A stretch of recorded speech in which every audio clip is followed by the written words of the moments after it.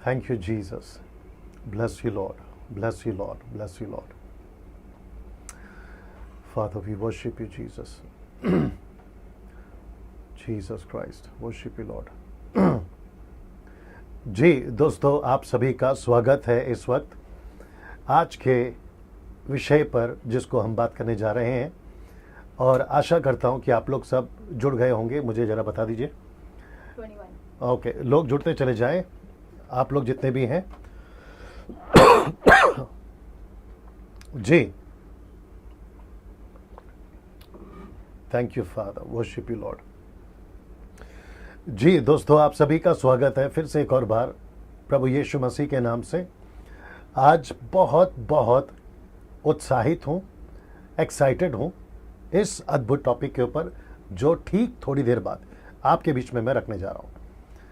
बस 2-3 चीज़ें जल्दी से कर लेते हैं। आवाज़ ठीक से पहुँच रही है तो बता दीजिए जी।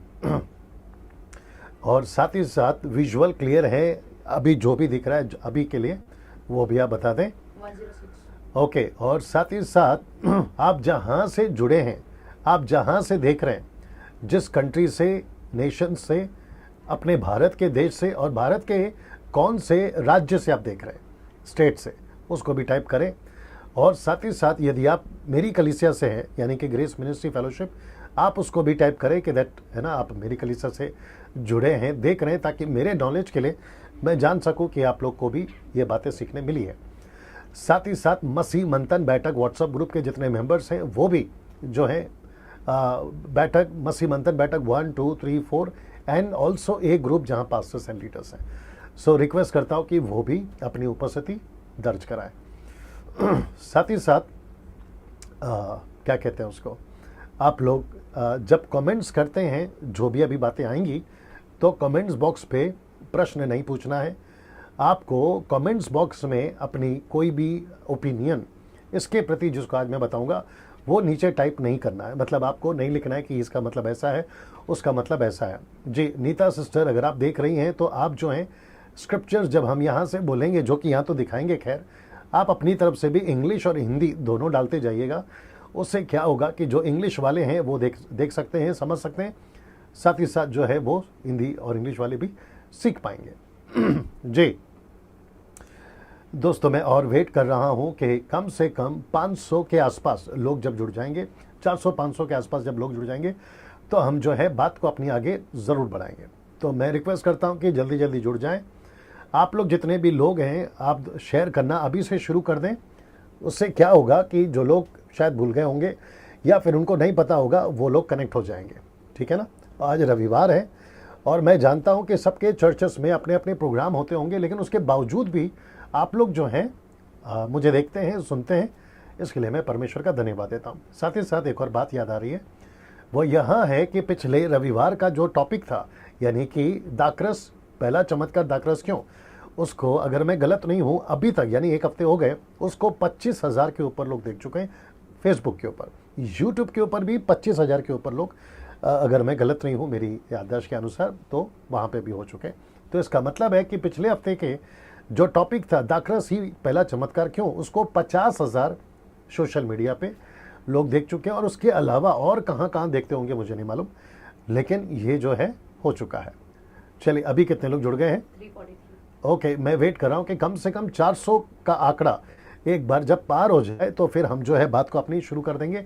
और फिर उसके बाद में मैं नहीं रुकूंगा, क्योंकि कम से कम मुझे लगता है आज 1.5 घंटा जो है मैं बात करूंगा, 1 आवर 30 मिनट्स या उसके भी आसपास बात करूंगा। लेकिन दोस्तों, मैं आपको यकीन दिला दूं, अद्भुत विषय है ये, अद्भुत टॉपिक है ये, और जिसको मैं समझता हूं कि कई सदियों से जो है इसके ऊपर चर्चा चली है, क्योंकि इसके ऊपर स्पष्ट, स्पेसिफिक, या फिर जिसको कहते हैं ना crystal statement, clear crystal statement, ऐसा स्क्रिप्चर जो है नहीं है।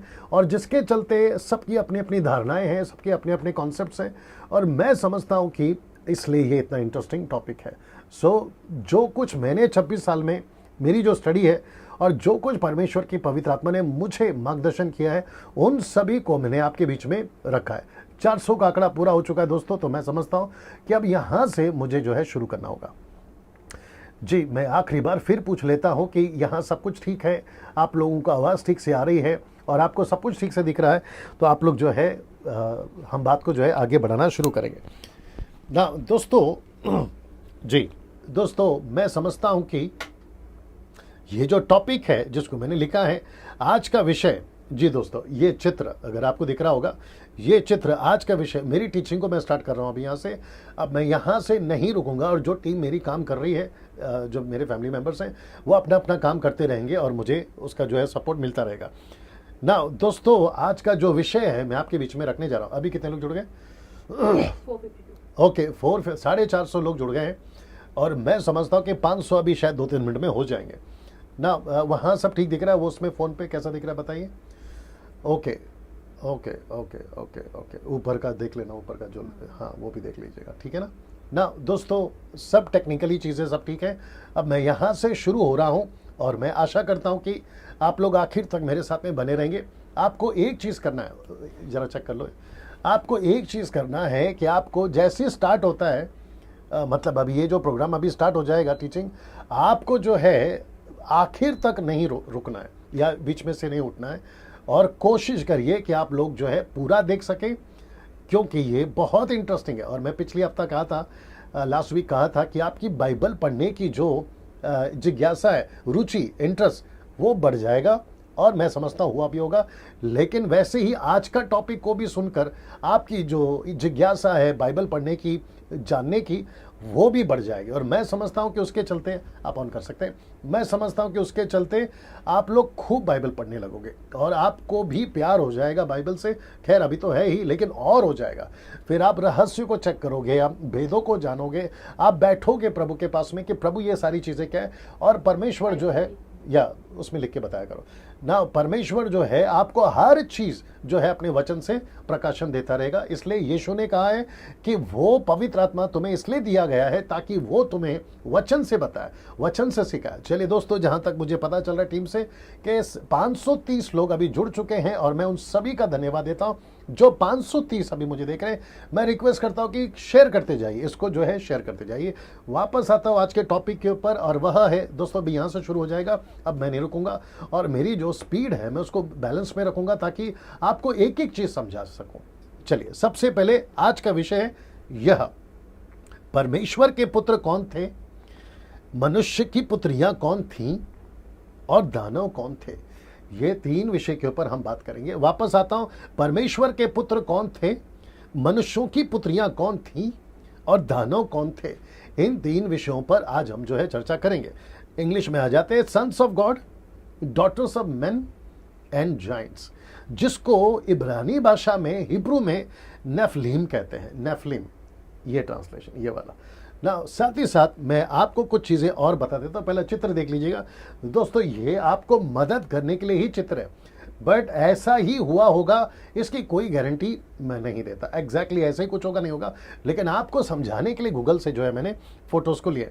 ये रहे स्वर्गदूत, ये रहे उनकी मनुष्य की पुत्रियां, और आप देख सकते हैं कि यहाँ पर बच्चे हुए हैं, उनको संतानें हुई हैं, शादियां हुई हैं, ये सारी चित्र है। और ये रहा दानव, जो कि मैंने अभी आपको कहा नेफलिम, ये रहा दानव, उसके कुछ कुछ चित्र मैंने रखे हैं। और मैं वापस कहता हूं कि एग्जैक्टली ऐसा ही है, ऐसा कोई गारंटी मैं नहीं देता, लेकिन आपको समझाने के लिए, क्योंकि जाइंट्स वर्ड यूज किया गया है, दानव शब्द इस्तेमाल हुआ है इब्रानियों के किताब, इब्रानियों के हिब्रू के ट्रांसलेशन के हिसाब से। और मैं समझता हूं कि वहां लिखा है कि लंबे चौड़े, जिनकी दीवारें बड़ी बड़ी होती थी, वो सभी चीज़ों को जो है मैं जोड़कर आपसे बात कर रहा हूँ ना। दोस्तों, ये जो स्लाइड है और इसके बाद का 2 स्लाइड और है, आप सभी को अभी ध्यान से देखना। मैं समझता हूं कि 600 का आंकड़ा क्रॉस हो चुका है मात्र 10 मिनट में। तो वो सभी 600 लोग जो अभी मुझे देख रहे हैं, आप शेयर करते जाइए, इसको शेयर करते जाइएगा ताकि जो चीज़ों को जो दूसरे लोग हैं वो भी देख सके। मैं चाहता हूं कि ये जो स्लाइड है इसको देख लीजिएगा। आज का टॉपिक, खास करके आज का टॉपिक, अक्सर तो मैं बात करता ही हूँ, लेकिन उसके बावजूद भी लोग नहीं समझते, मैं कुछ नहीं कर सकता। लेकिन कम से कम आज के टॉपिक के ऊपर मैं सख्ती से बोलना चाहता हूं। आज का विषय, मिल्क ड्रिंकिंग क्रिश्चियंस उसको ना देखें जी, जिसको कहते हैं कि दूध पीते बच्चे। आज के टॉपिक को, आज का जो विषय है, परमेश्वर के पुत्र कौन थे, मनुष्य की पुत्रियां कौन थी और दानव कौन थे, उसको जो है मिल्क ड्रिंकिंग क्रिश्चियंस वाले ना देखें। साथ ही साथ अधूरे ज्ञान के सेवक भी इसको ना देखें। ना मैं चाहता हूं कि ऐसा क्यों, मैं वापस आता हूं कि मिल्क ड्रिंकिंग क्रिश्चियन वाले और अधूरे ज्ञान वाले सेवक इसको ना देखें। अगर देखना है, बड़े ध्यान से देखिएगा, अगर देखना है तो चुपचाप से देखें, सीधी बात है। ना तो कोई कमेंट्स करें उल्टा सीधा, ना फिर अपना ज्ञान मेरे मैसेज पे। और यूट्यूब वालों, आपको भी कह रहा हूं, जो आप लोग देखते हो, मेरे जो सब्सक्राइबर्स हैं उसमें से कुछ लोग ऐसे भी हैं जो अपना अपना ज्ञान मेरे कमेंट्स बॉक्स में डालते रहते हैं और दूसरों की वीडियो का लिंक भी जो है उसमें डाल देते हैं और कहते हैं कि आपको उसको देखना है, दूसरों की वीडियो। अब मुझे नहीं पता ऐसा क्यों करते हैं, आप देखिए, आपको जो करना है आप करिए। मैं किसी के वीडियो पे बात नहीं करता हूं, मैं किसी के ऊपर टिप्पणी नहीं करता, तो फिर मेरे वीडियो पे क्यों? तो उससे आपको बचना है। वो इसलिए बचना है क्योंकि मेरे जो प्रचार हैं उसको अविश्वासी लोग भी देखते हैं। मेरे जो फैमिली मेंबर्स हैं, उनके दोस्त, मेरे खुद के दोस्त, अरब कंट्रीज से मेरे कुछ लोग दोस्त, वो भी देखते हैं जो अविश्वासी हैं। और उसके चलते क्या होता है, वो फिर कंफ्यूजन हो जाता है कि मसीहों में चल क्या रहा है। तो उससे बचने के लिए ये सारी चीज़ें मैं कर रहा हूँ ना। ये जो चित्र है आपको याद आ जाएगा, अभी ये आपको समझाने के लिए मैंने डाला है बीज बोने वाले का एग्जाम्पल, जहाँ पे यीशु मसीह ने उदाहरण दिया था 4 प्रकार के बीज को बोने के बारे में। तो वहाँ पर यीशु मसीह ने यीशु मसीह के चेलों को यीशु मसीह ने क्या कहा देखिएगा। कहते हैं कि उसने उत्तर दिया कि तुमको, यानी कि चेलों को, स्वर्ग के राज्य के भेदों की समझ दी गई है। मतलब स्वर्ग के राज्य की भेदों की समझ दी गई है। पर आगे क्या लिखता है, पर उनको नहीं दी गई है। तो इसका मतलब है कि किनको नहीं दी गई है? मेरे हिसाब से इन लोगों को। एक तो नए हैं, चीजों को समझते नहीं है, और दूसरा अधूरे ज्ञान के सेवक हैं, वो नहीं समझते। और उसके चलते होता क्या है कि परमेश्वर कहता है कि उनको ऐसी समझ नहीं दी गई है। तो उसके चलते आपको करना क्या है, अगर आपको देखना है, जैसे मैंने कहा, चुपचाप से देखिए, बिना कोई कमेंट्स करें, बिना कोई उल्टा सीधा ज्ञान बांटे।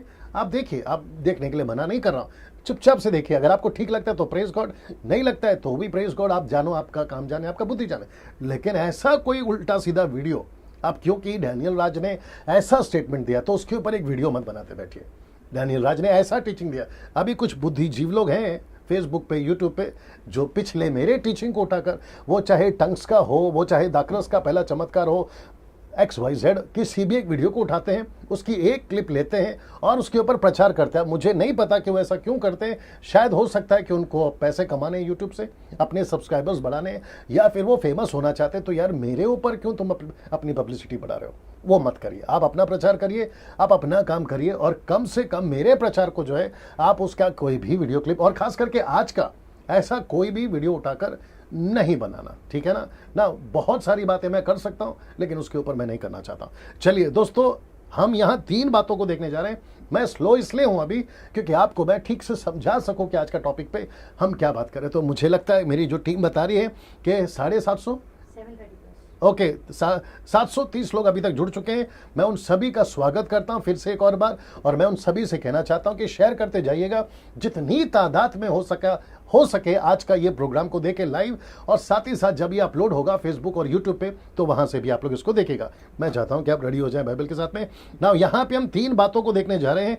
परमेश्वर के पुत्र कौन है, मनुष्य की पुत्रियां कौन है, और दानव कौन है। इन 3 विषयों पर दोस्तों आज हम यहां से बात करने जा रहे हैं। और मैं चाहता हूं कि दोस्तों अब यहां से मेरी स्पीड बढ़ेगी, अब यहां से बहुत सारी चीजें आएंगी, और मैं परमेश्वर में आपको यकीन दिलाता हूं, आखिर तक बने रहना।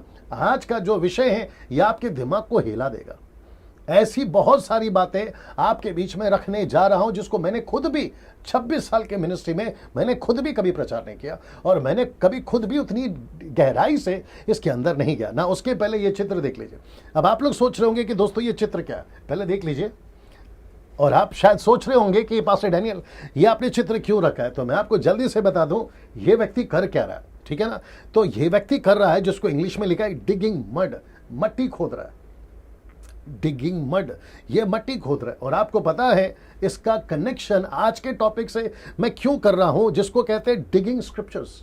इसका मतलब है आज हमको सिर्फ लकड़ी से नहीं खोदना है, आज हमको पूरा का पूरा बुलडोजर, आप या जो बोलना चाहो, आपको मशीन का वो जो है ना ऐसा लाकर खोदना होगा, क्योंकि आज बहुत सारे स्क्रिप्चर से हम बात करने जा रहे हैं। और मैं वापस कहता हूं कि आपको खूब मजा आएगा, जहां से भी देख रहे हैं, अरब कंट्री से, अफ्रीकन कंट्री से, यूके से, कुछ मेरे मित्र बन गए हैं, मुझे लगता है कि फिजी ऑस्ट्रेलिया से और पाकिस्तान से भी काफी लोग देख रहे हैं, भारत से देख रहे हैं। मैं उन सभी का, जी 800 लोग बता रहे जुड़ गए, मैं उन सभी को कहना चाहता हूं कि सर आज आपको स्क्रिप्चर को खोदना होगा, आज आपको स्क्रिप्चर का डिगिंग करना होगा, और आज वही चीज हम करेंगे। तो मैं चाहता हूं कि बिल्कुल अपने मोबाइल के साथ में बने रहें, अपने घर पे फैमिली के साथ में, अगर आपने टीवी पे कनेक्ट किया तो उसकी वॉल्यूम बढ़ा लें, आप जैसा ठीक कंफर्टेबल लगे वैसा देखते जाइएगा। आज का टॉपिक बड़ा अद्भुत है ना दोस्तों। डैनियल राज यानी कि मैं सिर्फ और सिर्फ वचन से ही बात करूंगा, और वो भी कॉन्टेक्स्ट में बात करूंगा,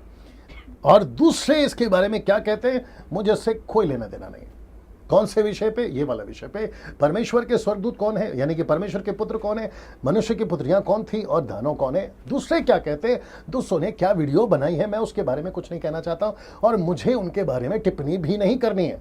वो उनको परमेश्वर देखेगा, उनको परमेश्वर ने जो बुद्धि दिया उन्होंने उसके साथ से रखा है, और वैसे ही इस विषय पर जो मुझे प्रकाशन मिला है, जो मुझे प्रभु ने बुद्धि दिया, मैं वो रख रहा हूं। ना मैं उनके टॉपिक पे टिप्पणी कर रहा हूं, ना उनकी वीडियो पे टिप्पणी कर रहा हूं, ना आप लोग या उन्होंने जिन्होंने बनाई है वो मेरे टॉपिक पे टिप्पणी करे या मेरे टॉपिक उठाकर कोई वीडियो बनाए, बर्दाश्त नहीं होगा। और वापस कहना चाहता हूं कि मैं पूरे सिर्फ और सिर्फ बाइबल से बात करूंगा, वचन को ही रखूंगा, ये आप खुद भी जान जाएंगे। आइए शुरू करते हैं उत्पत्ति की किताब, उसका 6वां अध्याय, वचन 1 से लेके 6 तक में, जो कि मेरी जो बेटी है वो पढ़ेगी। सलोमी, आप लोग बड़े ध्यान से सुनिएगा, और साथ ही साथ यहाँ पर भी मैं रख दूंगा। आइए सुनते हैं जी। फिर जब मनुष्य भूमि के ऊपर बहुत बढ़ने लगे और उनके बेटियां उत्पन्न हुई, तब परमेश्वर के पुत्रों ने मनुष्य की पुत्रियों को देखा कि वे सुंदर है, और उन्होंने जिस जिसको चाहा उनसे विवाह कर लिया। तब यहोवा ने कहा, मेरा आत्मा मनुष्य से सदा लौ विवाद करता न रहेगा, क्योंकि मनुष्य भी शरीरी है। उसकी आयु 120 वर्ष की होगी। उन दिनों में पृथ्वी पर दानव रहते थे। और इसके पश्चात जब परमेश्वर के पुत्र मनुष्य की पुत्रियों के पास गए, तब उनके द्वारा जो पुत्र उत्पन्न हुए वे शूरवीर होते थे, जिनकी कीर्ति प्राचीन काल से प्रचलित है। यहोवा ने देखा कि मनुष्य की बुराई पृथ्वी पर बढ़ गई है, और उनके मन के विचार में जो कुछ उत्पन्न होता है वह निरंतर बुरा ही होता है। और यहोवा पृथ्वी पर मनुष्य को बनाने से पछताया, और वह मन में अति खेदित हुआ। जी ना दोस्तों, मैं आशा करता हूं कि आप लोगों ने सुन लिया होगा। अब मैं यहाँ पे आपको डिटेल में वो वचन जिसके ऊपर अभी हम बात करेंगे एक एक रखने जा रहा हूं। सबसे पहला वचन 1, उत्पत्ति 6 का 1, the book of Genesis chapter 6 and verse 1। और मैं रिक्वेस्ट करता हूं कि आप लोग बिल्कुल बने रहें। अभी कितने लोग जुड़ गए हैं? 172 क्या? सॉरी 872 872 लोग जुड़ गए। नाउ आइए देखते हैं, लिखा है कि जब मनुष्य भूमि के ऊपर बहुत बढ़ने लगे, एक एक शब्द पे ध्यान देना होगा, जब मनुष्य भूमि के ऊपर बहुत बढ़ने लगे और उनके बेटियां उत्पन्न हुई, याद रखो बेटियां उत्पन्न हुई, डॉटर्स, बेटियां उत्पन्न हुई, तब परमेश्वर के पुत्रों ने मनुष्यों की पुत्रियों को देखा कि वे सुंदर है। मैं एक एक समझाऊंगा, पहले वापस देख लेते हैं। सो उन्होंने जिस जिसको चाहा उनसे ब्याह कर लिया, शादी कर ली, ब्याह कर लिया ना। इसको देखिए दोस्तों, उन दिनों में पृथ्वी पर दानव रहते थे।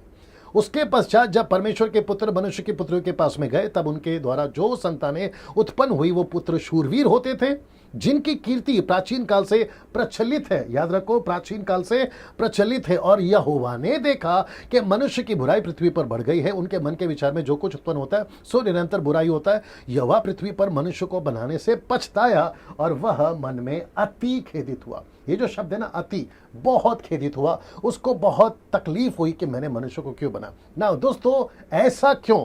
ना मैं कुछ चीजें आपके बीच में रखने जा रहा हूं। सबसे पहले आपको 3 बातों का ध्यान रखना है जो बहुत जरूरी है। मैं वापस कहता हूं, 3 बातें जो बहुत जरूरी है। सबसे पहला, किसने लिखा जी किसने लिखा, इसको जो लेखक है इसको किसने लिखा या किसको लिखा या किसने लिखा? मूसा। इसका जो लेखक है वो है मूसा। दूसरा, जब ये सब हो रहा था तो मूसा प्रत्यक्ष रूप में विजिबल, प्रत्यक्ष रूप में मूसा वहां नहीं था। किसको? जब उत्पत्ति की घटना को वो लिख रहा है, क्योंकि परमेश्वर उसको कहता था, मूसा लिखता था। मूसा को परमेश्वर बताता था, मूसा लिखता था। और याद रखो, मूसा ने 5 किताबें लिखी, उसका जिक्र किया। ये रहा तीसरा जो कि बहुत इंपॉर्टेंट है, अभी जो आपको सबसे ज्यादा ध्यान देना है वहां है आप जो पढ़ रहे हो, यानी कि अभी, और जिसको मैं प्रचार कर रहा हूं, या फिर मूसा की जो भी किताबों का जिक्र हम कर रहे हैं, वो जो जब आप पढ़ रहे हो ये कॉपीज ऑफ कॉपी है। मैं रिपीट करता हूं, ये कॉपीज ऑफ कॉपी है, मतलब ट्रांसलेशन है। ये ट्रांसलेशन से, क्योंकि हमारे पास में ओरिजिनल, जिसको कहते हैं मैन्युस्क्रिप्ट, ओरिजिनल नहीं है। मैं वापस कहता हूं, मैन्युस्क्रिप्ट ओरिजिनल नहीं है। अभी वर्तमान में जब लिखा गया था तो उसकी कॉपीज ऑफ कॉपी है। कॉपीज ऑफ कॉपी, इसका मतलब है ट्रांसलेशन। आपके पास में पूरी दुनिया में अगर 6000 से भी ज्यादा भाषाएं हैं तो उन सभी ट्रांसलेशंस को जो है बाइबल में उसके अंदर डाला गया और उसको लिखा गया। तो ये आपके दिमाग में रखें कि आप जब भी कोई शब्द को पढ़ते हैं, वो चाहे मनुष्य के पुत्र हो, मनुष्य की पुत्रियां हो, आपको ट्रांसलेशंस को बहुत बारीकी से स्टडी करना है, और डैनियल राज ने वही किया।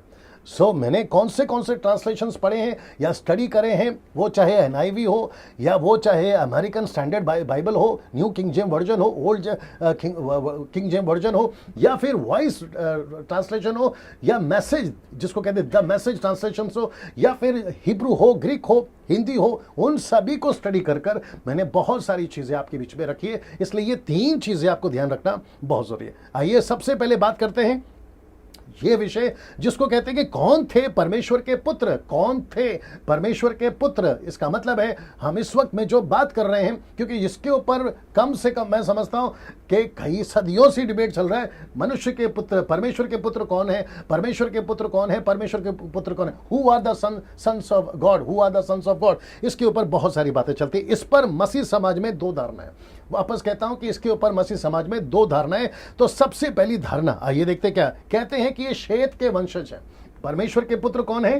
ये परमेश्वर के पुत्र कहते हैं कि ये जो है सेत के वंशज है। अब जिसको इंग्लिश में कहते हैं गॉडली लाइन, सेत के वंशज, मतलब सेत जो था वो धर्मी था, सेत जो था वो आदम का स्वरूप था, हाबेल के बाद में जो जन्म लिया ये वो था, तो उसको कहते हैं सेत के वंशज, यानी कि गॉडली लाइन।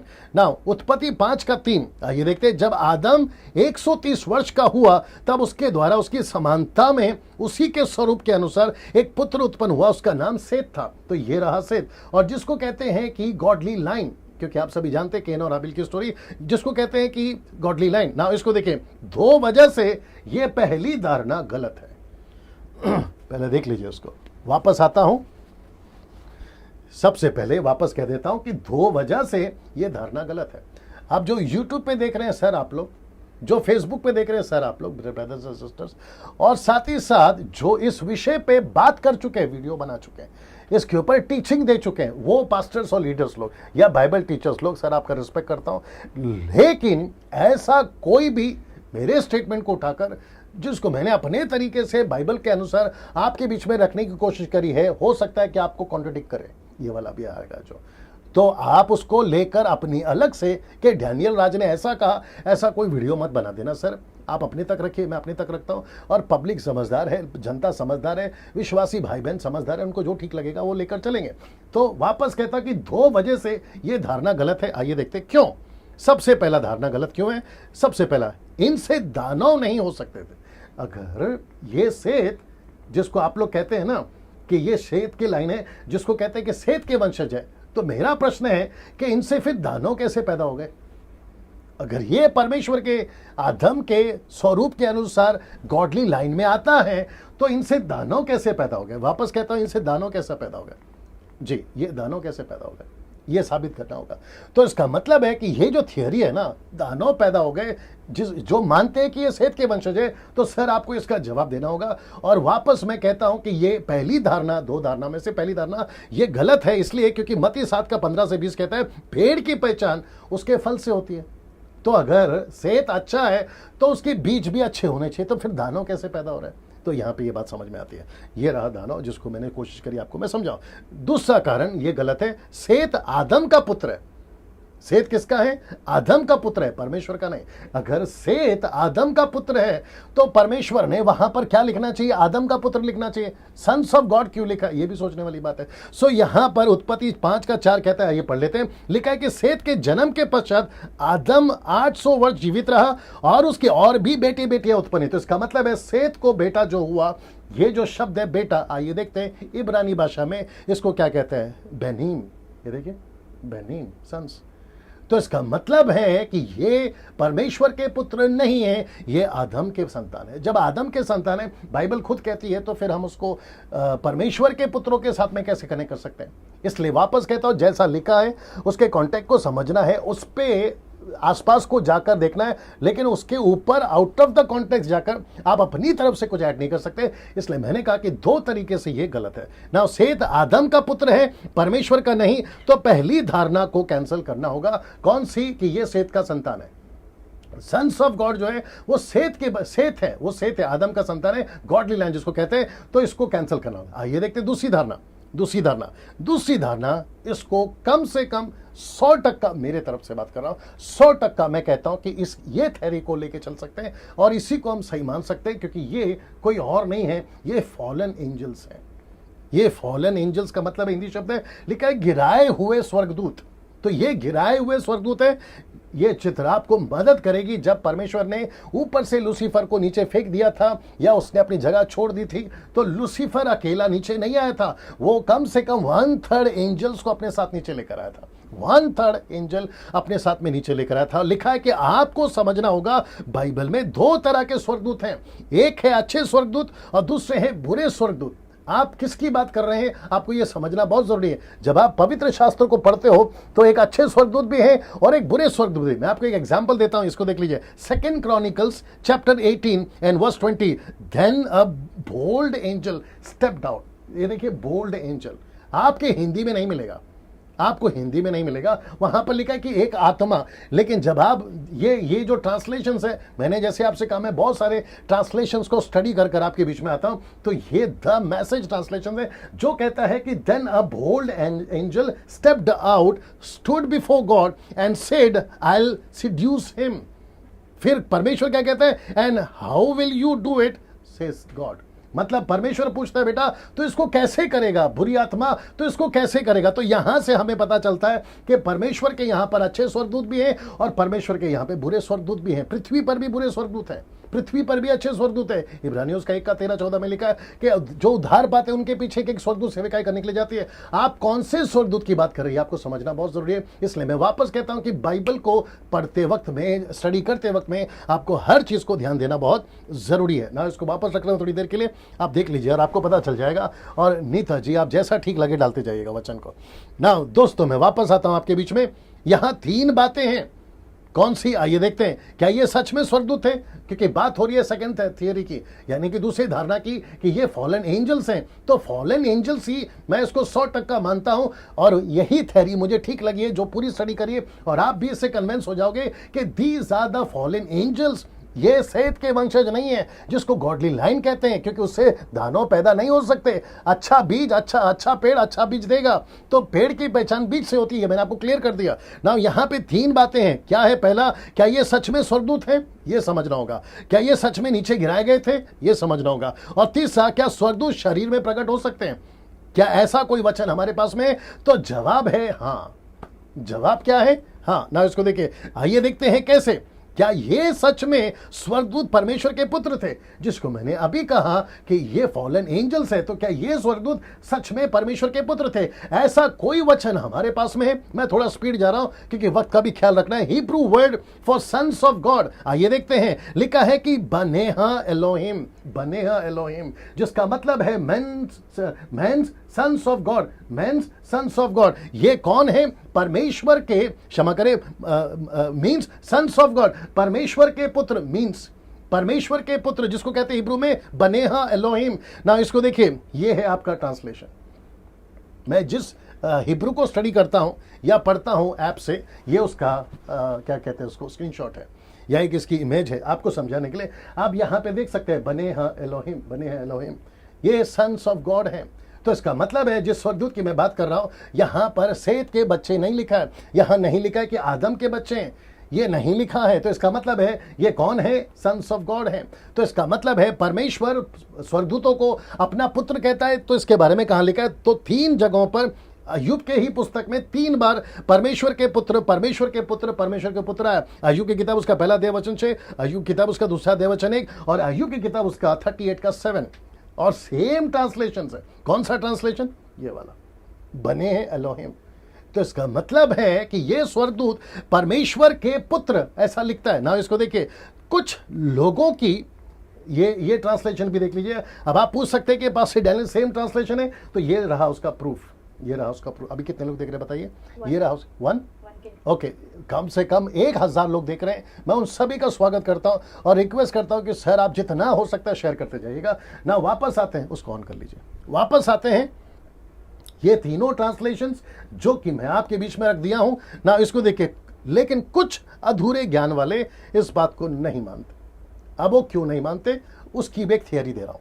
आइए देखते हैं कौन सा।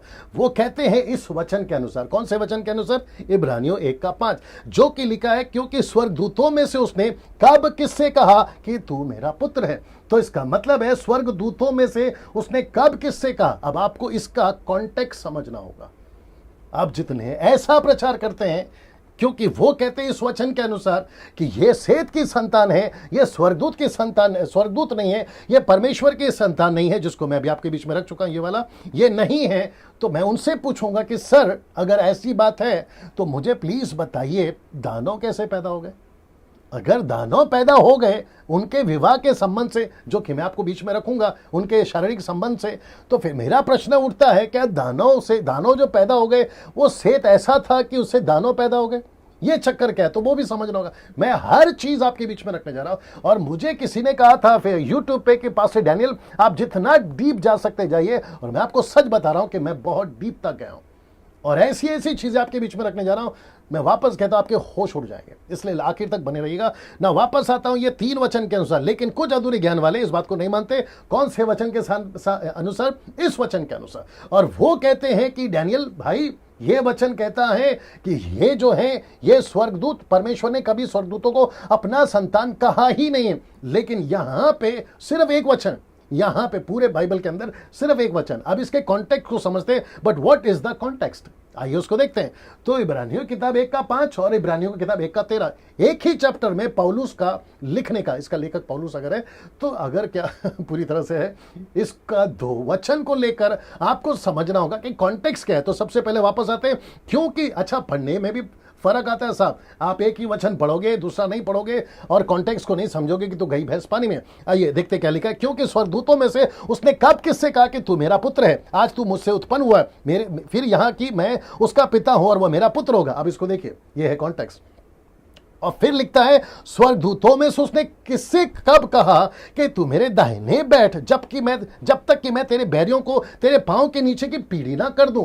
तो इसका मतलब है कॉन्टेक्स्ट क्या है, यहां पर यीशु को हाईलाइट कर रहा है, स्वर्गदूत को नहीं।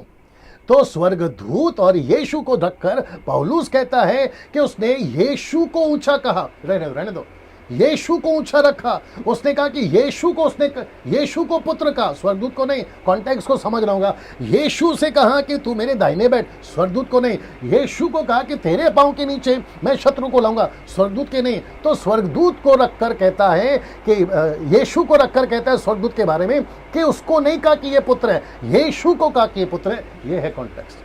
अब आप इसको उठाकर कैसे कह दोगे कि ये स्वर्गदूत जो है वो सेत था, परमेश्वर के पुत्र का मतलब है सेत होते हैं, वो स्वर्गदूत नहीं होता है। आप ये कैसे कह सकते हैं? तो फिर इस वचन के अनुसार मुझे आपको, जैसे मैंने कहा, कई लोगों की धारणा है कि ये परमेश्वर के पुत्र नहीं हो सकते इसके अनुसार। तो स्वर्गदूत ही परमेश्वर के पुत्र हैं। मैं आपको अभी बता चुका हूं ये तीनों वचन के अनुसार। ना यहां से आपको मैं आगे ले जाता हूं, अगर आप ये बात को समझ गए होंगे। ना दोस्तों इसको देखिए, क्या सच में स्वर्गदूत गिराए गए थे? यह सपोर्ट करेगा मेरे पिछले लाइन को कि वाकई में स्वर्गदूत है, यह सपोर्ट करेगा ये वाला। आइए देखते कैसे लिखा है, क्या सच में स्वर्गदूत गिराए गए थे? ना यूदा की किताब उसका 1:6, आइए पढ़ते क्या लिखा है, आप लोग भी पढ़ लीजिए। लिखा है कि फिर जो स्वर्गदूतों ने अपने पद को स्थिर ना रखा, इसका मतलब है, मैंने जानबूझ के इसको लाल में रखा है, लिखा है कि जो स्वर्गदूतों ने अपने पद को स्थिर ना रखा। तो कौन सा पद, आपको यह समझना होगा, मैं उसके ऊपर आऊंगा। वरना अपने निज निवास को छोड़ दिया और उसने उनको भी उस भीषण दिन के न्याय के लिए अंधकार में, जो सदा काल के लिए है, उसको क्या किया, बंधनों में रखा। तो इसका मतलब है किसको रखा है? स्वर्गदूतों को। ये कौन से स्वर्गदूत है? क्या बिना गलती के परमेश्वर उनको यह सजा देगा? तो ये कौन से स्वर्गदूत है जो अपनी जगह को छोड़ दिए, जिसको कहते हैं फॉलन, नीचे गिराए गए। अब इसको देखिए, दूसरा पत्र 2:4 क्या कहता है उसको भी देख ले। क्योंकि जब परमेश्वर ने उन स्वर्गदूतों को जिन्होंने पाप किया नहीं छोड़ा पर नरक में बेचकर अंधेरे कुंड में डाल दिया ताकि न्याय के दिन तक बंदी रहे, ये स्वर्गदूत को भी पतरस कह रहा है। तो इसका मतलब है कि स्वर्गदूतों से गलतियां हुई है। मैं वापस कहता हूं, दो तरह के स्वर्गदूत हैं, एक है अच्छे स्वर्गदूत, एक है बुरे स्वर्गदूत। यहाँ पे बात हो रही है फॉलन एंजल्स की, यहाँ पे बात हो रही है जो स्वर्गदूत नीचे गिरे हैं, ये आपको समझना होगा। अब बात करते तीसरे की, क्या स्वर्गदूत शरीर में प्रकट हो सकता है? नंबर 1 इसको देख लीजिए। और क्या, मैंने इसको ऐड किया है, और क्या शादी कर सकते हैं, बच्चे पैदा कर सकते हैं? क्योंकि लिखा है उन्होंने शादी करी और उन्होंने बच्चे पैदा करे। किसने? स्वर्गदूतों ने। क्या ये हो सकता है? अब आइए देखते हैं, ये चित्र सपोर्ट के लिए रखा है। आइए देखते हैं। पहला एक प्रश्न अब आपसे पहला पूछूंगा, बड़े ध्यान से सुनिएगा। वापस आता हूं, क्या शादी कर सकते हैं? स्वर्गदूत। क्या बच्चे पैदा कर सकते हैं? स्वर्गदूत। ये सारी चीजें अगर आपके दिमाग में घूम रही है, ये चित्र सपोर्ट के लिए डाला है, तो यहां पे आपको एक प्रश्न पूछूंगा, क्या आप लोग उसका जवाब दे पाएंगे? ये प्रश्न है, क्या शैतान रूप बदल सकता है? मैं रिपीट करता हूं, क्या शैतान अपना रूप बदल सकता है? दूसरा कुरिन्थियों 11:14, दूसरा कुरिन्थियों 11:15, ये दो स्क्रिप्चर आपको सपोर्ट करेगा समझने के लिए। लिखता है कौन? पौलुस लिखता है। यह कुछ अचंभे की बात नहीं, क्योंकि शैतान, बड़े ध्यान से सुनना, क्योंकि शैतान आप भी ज्योतिर्मय स्वर्गदूत का रूप धारण करता है, सो यदि उसके सेवक भी धर्म के सेवकों का रूप धरे। देखो, उसके सेवक भी, इसका मतलब है कि लूसीफर रूप बदल सकता है, उसके साथ में जो एंजल्स गिरे 1/3 वो रूप बदल सकते हैं। ये वचन सपोर्ट करता है, तो कुछ बड़ी बात नहीं, परंतु उनका अंत उनके कामों के अनुसार होगा। अब जरा ध्यान से देखिए यहां पर क्या आ रहा है, बड़े ध्यान से देखिएगा। क्या लूसीफर सांप था? जी, ये चित्र देख लीजिए। जी दोस्तों, क्या लूसीफर सांप था? जी नहीं। जवाब है कि लूसीफर सांप नहीं था। फिर मेरा प्रश्न यह है कि लूसीफर सांप कैसे बन गया? मैंने आपको अभी बताया ना, रूप ले सकता है, ये रूप ले सकता है, बदल सकता है। अब आप सोच के देखिए, लूसीफर, बड़े ध्यान से सुनना मेरी बात को, अगर लूसीफर सांप बन सकता है, लूसीफर बनेले पशु बन सकता है। कुछ ऐसी थ्योरी है, कुछ लोगों का ऐसा मानना है कि जो सांप था पहले चलता था, उसको पैर थे, जैसे डायनासोर्स थे। मैंने आपको बताया था पिछले वीडियो में कि 3 प्रकार की सृष्टि हुई है। पृथ्वी जब आदि में परमेश्वर ने बनाया, फिर बेढौल हो गए, फिर परमेश्वर ने बनाया। इन सब में बहुत सारी जो है, क्या कहते हैं ना, बहुत सारा मसाला है, बहुत सारी बातें हैं। तो मैं आपसे पूछूंगा, कितने लोग देख रहे हैं अभी? 994। ओके, मेरे साथ में बने रहे। मैं वापस पूछूंगा कि क्या लूसीफर सांप था? नहीं। क्या वो लूसीफर सांप जैसा दिखता था? नहीं। लूसीफर, बाइबल कहती है, एजेकियल की किताब, यशायाह की किताब, वहां लिखा है कि वो तो परमेश्वर का स्वरूप में, क्षमा करे, स्वर्गदूत के रूप में बड़े सुंदर तरीके से उसको बनाया था, सांप नहीं बनाया था। तो प्रश्न उठता है कि फिर लूसीफर सांप कैसे बन गया? रूप ले सकता है। कुछ अधूरे ज्ञान के लोग इस वचन को अलग मतलब निकालते हैं। आइए देखते हैं कौन सा। मत्ती की किताब, उसका 22:30 क्या कहते हैं? बड़े ध्यान से सुनना, बड़ा लॉजिक है इसके अंदर। कहते हैं, क्योंकि जी उठने पर ब्याह शादी ना होगी, परंतु वे स्वर्ग में परमेश्वर के दूतों की नहीं होंगे। तो मतलब स्वर्ग में शादी नहीं होती। जब स्वर्ग में शादी नहीं होती तो स्वर्गदूत शादी कैसे कर लिए? यह प्रश्न उठता है यहां पर। स्वर्गदूत शादी कैसे कर लिए? देखिए, स्वर्गदूत शादी कैसे कर लिए, लिखा है ना, शादियां की। तो जब स्वर्ग में शादी नहीं होती है डैनियल भाई, तो स्वर्ग में जब यीशु ने कह दिया शादी नहीं होती, तो कैसे क्या उन्होंने शादी कर ली? जरा ध्यान से सुनना। मती का आपने 22:30 पढ़ा है ना, इसी को लूका कैसे लिखता है देखो, लेकिन लूका इसको अलग लिखता है। लूका कहता है 22:34 और 35 में, वो कहता है कि यीशु ने उनसे कहा कि इस युग के संतानों में से ब्याह शादी होती है, इस युग। तो यहां पे लाल में इस युग, दूसरा क्या कहते हैं देखो, पर जो लोग उस योग्य ठहरेंगे कि उस युग को, तो लिखा है इस युग, फिर लिखा है उस युग। अब आप समझ के देखिए मैं क्या बोलने की कोशिश कर। आपने मती पढ़ लिया ना सर, आपने मती पढ़ के ये बता दिया कि यहाँ स्वर्ग में शादियां नहीं होती, फिर यहाँ पर क्या बताओगे आप? तो यीशु कहता है, पर जो लोग इस योग्य ठहरेंगे कि उस युग को और मरे हुओं में से जी उठना प्राप्त करें, उनमें ब्याह शादी ना हो। तो यीशु ने दरअसल ऐसा कहा था। अब जरा ध्यान से देखिएगा इसका कनेक्शन क्या है। मती का 22:30 यहां का युग अलग है, फिर आपका लूका का 20:34 से 35 यहां का युग अलग है। अब इसको देखिए, यूदा की किताब 1 का 6, यहाँ के स्वर्गदूत अलग है। ये स्वर्गदूत अलग है सर। मैंने कहा ना आपसे, 2 तरह के स्वर्गदूत है, एक अच्छे स्वर्गदूत है और एक बुरे स्वर्गदूत है। फिर यीशु जिसकी बात कर रहा है यहाँ पे, ये वो लोग हैं जिन्होंने अपनी जगह छोड़ी दी। ये जहां थे ना, ये वहां से हट गए, ये बुरे बन गए। इनके पास में पावर थी मैनिफेस्ट होने की, इनके पास में पावर है, मैं जो कि रखूंगा मनुष्यों के शरीर के अंदर घुसने की। अब आप सोच के देखिए कैसे हो सकता है ये पावर कहां से आया? ये पावर अभी भी एग्जिस्ट करता है। कई पास्टर दुष्ट आत्मा को निकालते हुए आपने भी देखा होगा, मैंने खुद ने भी निकाला है, लेकिन ये अंदर गए कैसे? इनका पावर कैसा है? फिर ये सब प्रश्न का क्या कहते हैं ना, प्रश्न चिन्ह है आपके सामने रख रहा हूं। अब आपको समझना होगा कि मैंने क्यों कहा कि ये फॉलन एंजल्स है, उसकी मैं पूरी थियरी दे रहा हूं आपको ना। इसको देखिए, क्या पूरे बाइबल में एक भी जगह पर कहीं लिखा है कि गिराए हुए स्वर्गदूत, जरा ध्यान से देखना, शादी नहीं कर सकते, व्यभिचार यानी कि सेक्स नहीं कर सकते, मनुष्य का रूप नहीं ले सकते, ये सारी चीजें लिखी है कि नहीं कर सकते? मुझे एक स्क्रिप्चर निकाल के बताए। आप नहीं निकाल पाओगे। मैं हमेशा कहता हूं मेरे प्रचार में कि जिसको 18 पता है उसको 17 मत सिखाया करो। मैं वही चीज तो आपके बीच में रख रहा हूं ना। दोस्तों, आप लोग जो सीख रहे हैं, ये मैं उन लोगों के लिए कह रहा हूं जिन्होंने अपनी अपनी स्टडी बना के रखी है, और हो सकता है कि आज वो 90% मेरे से सहमत हो जाए, या फिर 1-2% मेरे से सहमत ना हो, उल्टी सीधी वीडियो बना भी सकते हैं। मैं उन लोगों के लिए बोल रहा हूं। आपकी थ्योरी ऐसी थी, मेरी ऐसी है, मैं आपके बीच में रख रहा हूं, मैं आपके ऊपर टिप्पणी नहीं करता। आप मेरे ऊपर ना करें, वो बेहतर होगा आपके लिए ना। वापस आता हूं, क्या पूरे बाइबल में एक भी जगह पर कहीं लिखा है कि गिराए हुए स्वर्गदूत शादी नहीं कर सकते? ऐसा लिखा है? नहीं लिखा है। क्या वो सेक्स नहीं कर सकते? ऐसा लिखा है? नहीं लिखा है। मनुष्य का रूप नहीं ले सकते? ऐसा लिखा है? नहीं लिखा है। तो इसका मतलब है जो चीज को बाइबल कहती नहीं है, आप ऐड क्यों कर रहे हो? आप ऐड क्यों कर रहे हो? ये सारी चीजें, इसलिए मैंने शुरू में क्या कहा कि मिल्क ड्रिंकिंग क्रिश्चियन वाले इसको ना देखें। अगर देख रहे हैं तो चुपचाप से देखें।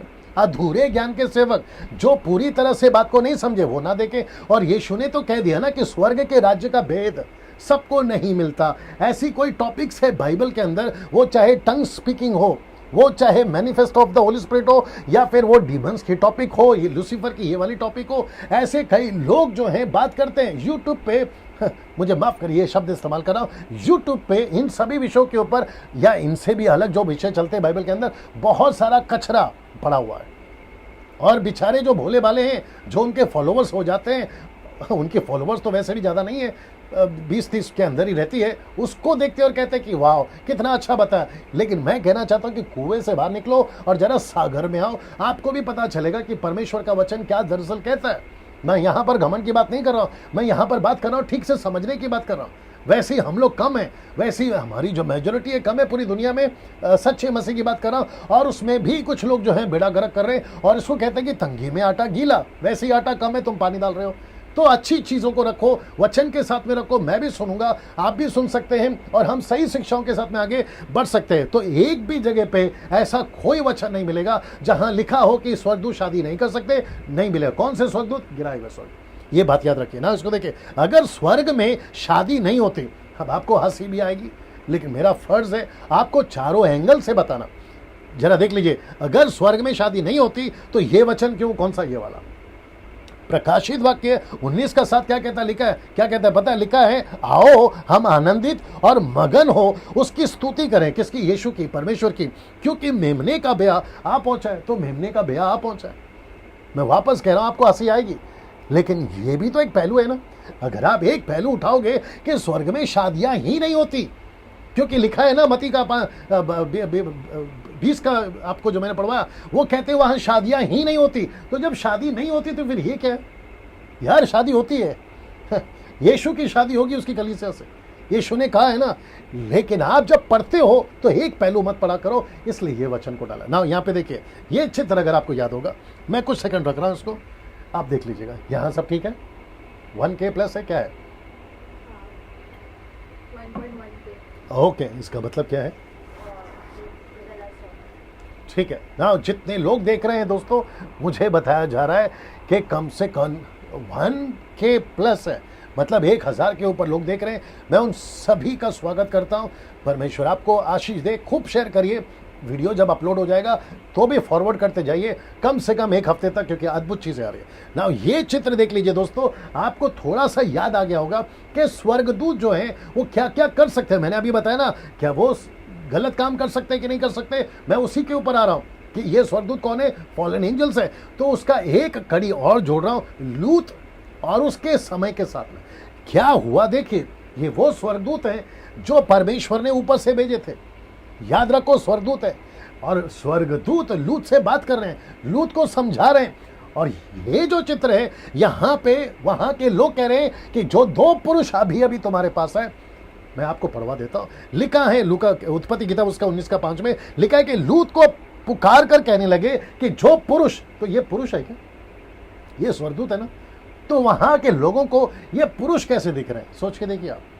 तो इसका मतलब है कि वहां के लोगों ने सिर्फ इनको पुरुष नहीं कहा। आइए देखते हैं और क्या क्या वो कहते हैं कि आज रात को तेरे पास आए हैं, वे कहां हैं, वो दो पुरुष कहां हैं, उनको हमारे पास भेज ताकि हम उनके साथ में भोग करें। मतलब गलत काम करें, किसके साथ में, इन स्वर्गदूतों के साथ में जो उनको पुरुष दिखाई दे रहे। Can you believe this.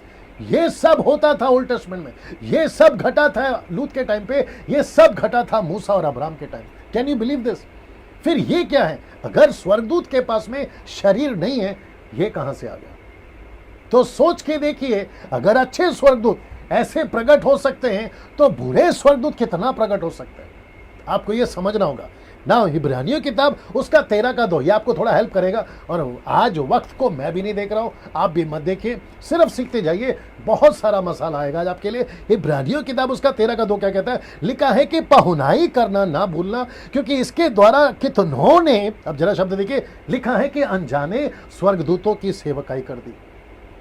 ये स्वर्गदूत कौन है जिसकी पौलुस कहता है कि तुमने अनजाने स्वर्गदूतों की सेवकाई कर दी। ये कौन से स्वर्गदूत है। इसका मतलब है कि स्वर्गदूतों ने रूप बदला, मनुष्य के रूप में आए, आपके घर पर आए, आपके पास में बैठ के खाना तक खाए, आपके हाय हेलो तक करा, और कहता है कि न जाने कितने अनजाने स्वर्गदूतों की तुमने सेवकाई कर दी या पहुनाई कर दी, जिसको इंग्लिश में कहते हैं हॉस्पिटैलिटी कर दी। अब आपको यह समझना होगा, इसको देखिए, यीशु ने कहा था मनुष्य स्वर्गदूतों की नहीं होगा। किसने कहा था, यीशु ने कहा था। आइए देखते हैं कैसे कहा था, मत्ती का 22:30, परंतु वे स्वर्ग में परमेश्वर के दूतों की नहीं होंगे, like a angel, English word है। अब इसको देखिए, आपने कभी, मुझे नहीं लगता है, मैंने भी 26 साल में पहली बार पता लगा कि जो मन्ना गिरता था ना ऊपर से खाना, ये किसका खाना था। आइए देखते हैं, भजन संहिता 78:25 कहता है, उनको शूरवीरों की सी रोटी मिली, उसने उनको मन माना भोजन दिया, मन माना भोजन। ये किसकी रोटी है, ये किसका खाना है, हुज फूड वाज दिस। आइए देखते क्या लिखा है, लिखा है कि they eat the bread of mighty angels. अब आप सोच के देखिए, ये किसका खाना खाते थे, यहाँ पे ये किसका खाना खाते थे। भजन संहिता कहता है ये स्वर्गदूतों का खाना खाते थे। स्वर्गदूतों का खाना, आप सोच रहे हैं, आप समझ रहे हैं, ये सब आपके बाइबल में। मैं बताने की क्या कोशिश कर रहा हूं कि स्वर्गदूत प्रकट हो सकते हैं, स्वर्गदूत मनुष्य बन सकते हैं, स्वर्गदूत शादियां कर सकते हैं, जो कि मैं भी आपके बीच में रखूंगा। स्वर्गदूत आपके बीच में आ सकते हैं, जिसको पौलुस भी कहते हैं आत्मिक दुनिया है सर, इसलिए लिखा है आत्मा की बातें आत्मिक व्यक्ति ही जान सकता है। हम आत्मिक दुनिया में, इफिसियों के 6:10 से कहता है कि हमारी लड़ाई मांस और लहू से नहीं है, हमारी लड़ाई अंधकार की ताकतों से। तो हम आत्मिक दुनिया में दोस्तों ना, इसको देखिए, एक और बात साबित करती है कि गिराए हुए ही स्वर्गदूत हैं, ये they are the fallen angel. कौन सी बात, अभी बताता हूं ना, इसको देखिए, और वहां है गिराए हुए स्वर्गदूतों का पाप। इसको थोड़ा देर रखना, देख लीजिएगा जी, ये कौन से पाप है, लिखा है गिराए हुए स्वर्गदूतों का पाप। आइए देखते हैं कौन सा पाप। इसको दूसरा पत्र 2 देववचन 4 क्या कहता है, लिखा है क्योंकि जब परमेश्वर ने उन स्वर्गदूतों को, शब्द पे ध्यान दीजिए, लिखा है कि जिन्होंने पाप किया। कौन सा पाप किया था इन्होंने, कॉन्टेक्स्ट में देख लीजिए, नूह का समय और लूत का समय। कौन सा समय, नूह का समय और लूत का समय, कॉन्टेक्स्ट है इसके साथ में।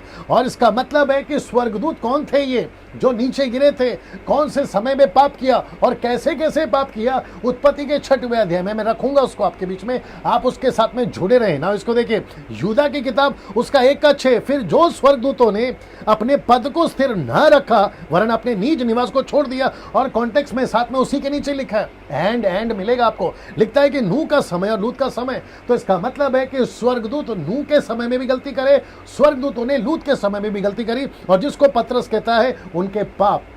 अब आप सोच के देखिए ना, इसको देखिए दोस्तों, उत्पत्ति की किताब उसका 6:3। आइए सुनो भी जल्दी से, उत्पत्ति की किताब उसका 6:3। मैं चाहता हूं कि जोर से पढ़ें जी।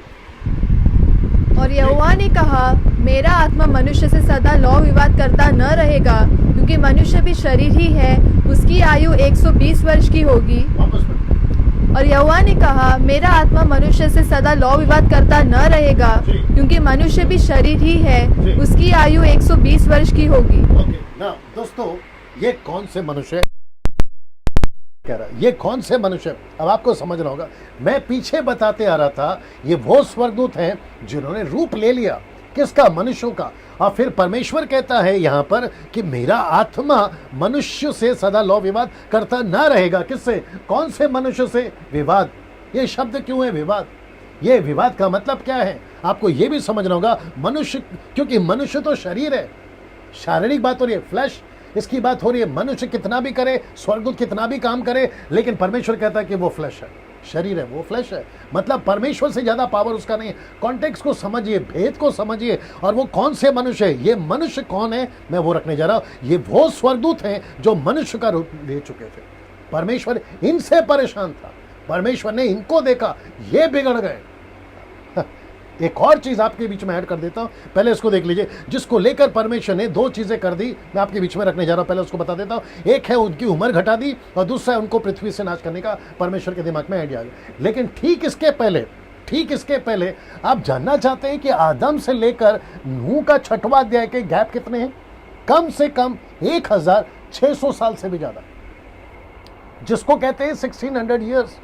आप सोच सकते हैं इन सभी सालों में, इन सभी वर्षों में कितने पैदा हुए और कितने मरे, मरते चले गए। आप 5वां अध्याय को पढ़ लीजिए, ऐसा लिखा है कि वो पैदा हुआ मर गया, वो पैदा हुआ मर गया, इतने साल पैदा, इतने साल जिंदा रहा मर गया, 700 साल, 800 साल, 900 साल जिंदा रहा मर गया। परमेश्वर यहां पर क्या कहता है पता है? ये वचन को वापस आपके बीच में रखता हूं। कहता है कि मैं उनके साथ में इतना और बर्दाश्त नहीं कर सकता। कौन से लोगों के साथ? ऐसे मनुष्य के साथ में जो स्वर्गदूत थे गिराए हुए, वो मनुष्य बनते चले गए और वो मनुष्यों के पुत्रियों के साथ में विवाह करते चले गए, और उनसे जो बच्चे पैदा हो रहे थे वो दानव पैदा हो रहे थे, जिसको मैंने अभी कहा जाइंट्स पैदा होते चले गए थे। और फिर परमेश्वर कहता है कि मैं उनसे विवाद नहीं कर सकता, इसलिए दो चीजें कर दी, और वहां एक उम्र घटा दी, मतलब अब खेल खत्म करो, 120 साल जिंदा रहोगे, उसके बाद में खत्म हो जाओगे। ये परमेश्वर ने सिस्टम रख दिया। फिर कहता है कि पृथ्वी को नाश कर दूंगा, क्योंकि वो पृथ्वी को नाश करना बहुत जरूरी था। पृथ्वी को नाश करा, लेकिन एक फैमिली को बचाया जिसका नाम है नूह, उसको बचाया। उसके बाद में उसने किसी को नहीं बचाया, सबको खत्म किया ना। इसको देखिए, उत्पत्ति 6:11, बड़े ध्यान से सुनना। परमेश्वर कितना फ्रस्ट्रेट है, कितना परेशान हो गया है, ये आपको पता चलेगा। लिखा है कि उस समय पृथ्वी परमेश्वर की दृष्टि में बिगड़ गई थी। मेरा प्रश्न है, कौन बिगड़ गई थी? पृथ्वी बिगड़ गई थी और उपद्रव से भर गई थी। ये जो शब्द है ना, उपद्रव, मतलब जिसको जैसा ठीक लग रहा। कौन सा टाइम है? लूत का नहीं, ये टाइम है नूह का। अब आप सोच के देखिए, ऐसा क्या कर रहा था इंसान, ऐसा क्या कर रहा था मनुष्य, ऐसा क्या कर रहे थे घिरे हुए स्वर्गदूत, जिसको परमेश्वर ने यह वचन लिख दिया कि पृथ्वी बिगड़ गई है। आप इसकी लिमिट पता लगाइए, आप इसकी थ तक जाइए, आप इसके डेप्थ तक जाइए कि पृथ्वी कितनी बिगड़ गई। अब इसको देखो, उत्पत्ति 6:12 क्या कहता है? परमेश्वर ने पृथ्वी पर जो दृष्टि की तो क्या देखा कि वो बिगड़ गई है, क्योंकि सब प्राणियों ने पृथ्वी पर अपनी अपनी चाल बिगाड़ ली। सीधे लिखा है सब प्राणियों ने। सब प्राणियों से मतलब क्या है?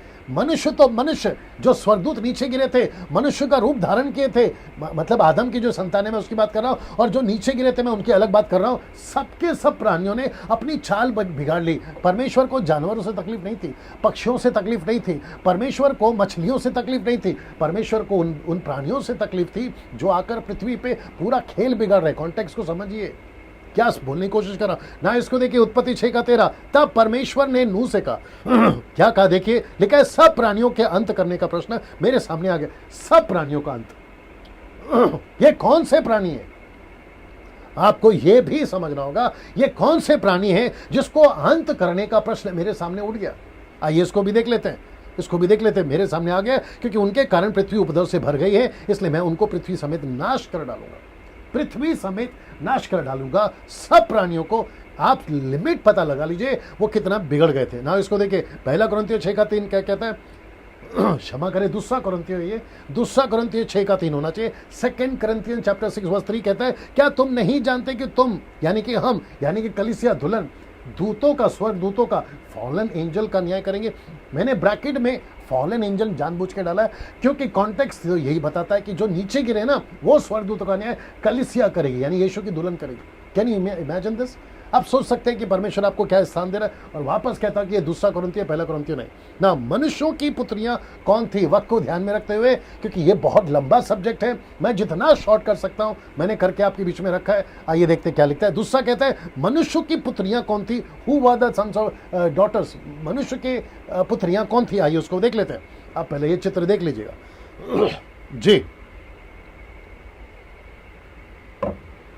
जी दोस्तों, ना ये चित्र अगर आपने देख लिया है, कुछ कहते हैं ये कैन की वंशज थी, जिसको कहते हैं कि अनगॉडली लाइन।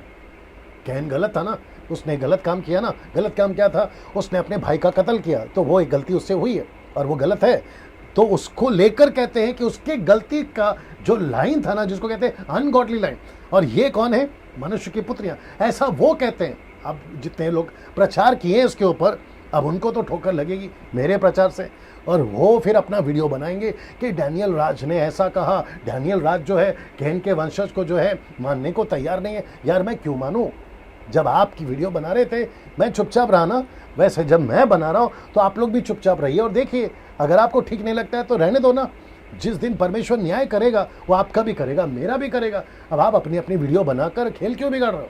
आपने अपना रखा, मैं अपना रख रहा हूं, बात खत्म हो गई। फिर यहां कहता है कि कुछ कहते हैं कि कैन के वंशज थे, जिसको कहते हैं अनगॉडली लाइन।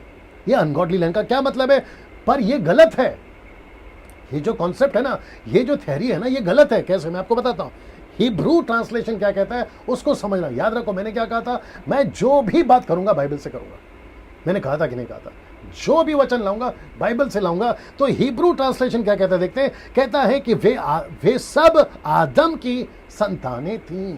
मतलब ये जो लड़कियां हैं, ये वाली, ये जितने भी लड़कियां थी, ये कैन की वंशज नहीं है या कैन की लाइन से नहीं है। आप इसको अनगॉडली लाइन मत दीजिए, जबकि बाइबल कहती है, हिब्रू ट्रांसलेशन मैं रखने जा रहा हूं, ये सब के सब आदम की संतानें। आइए प्रूफ करता हूं, ये देख लीजिए। जो कि कहता है बेनोहत एदम, बेनोहत एदम, इसका मतलब है कि परमेश्वर के पुत्र कैन की बेटियों को नहीं लिखा है, परमेश्वर की बेटियों नहीं लिखा है, लिखा है आदम। ये देखिए आदम, बेनोहत एदम, इसका मतलब है ये परमेश्वर की बेटियां नहीं, कैन के वंशज की नहीं। अगर कैन के वंशज से होती तो लिखना चाहिए था लाइन ऑफ कैन या केन्स डॉटर, ऐसा लिखना चाहिए था, जबकि नहीं लिखा है। क्या लिखा है? आदम की बेटियां। मैंने इसलिए लिखा ना, ये देखिए, ये आदम की बेटियां। तो आप इसको कैन का कैसे कर सकते हैं ना? इसको देखिए ना, इसको देखिए दोस्तों, दानव कौन थे?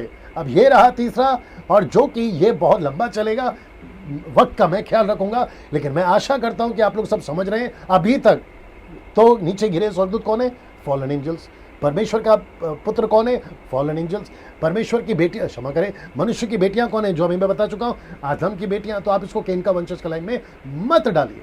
मैं वापस कहता हूं, मत डालिए। आपने अपनी थ्योरी रखी है, मैंने अपनी रखी है, वचन के हिसाब से रखिए। अगर आदम के, क्षमा करें, अगर कैन के वंशज हैं तो आप प्रूफ कर दीजिए आपके वीडियो में।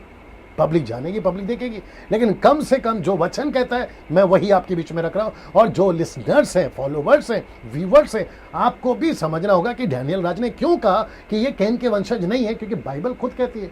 ये देख लो, बाइबल खुद कहती है कि ये आदम की बेटियां हैं।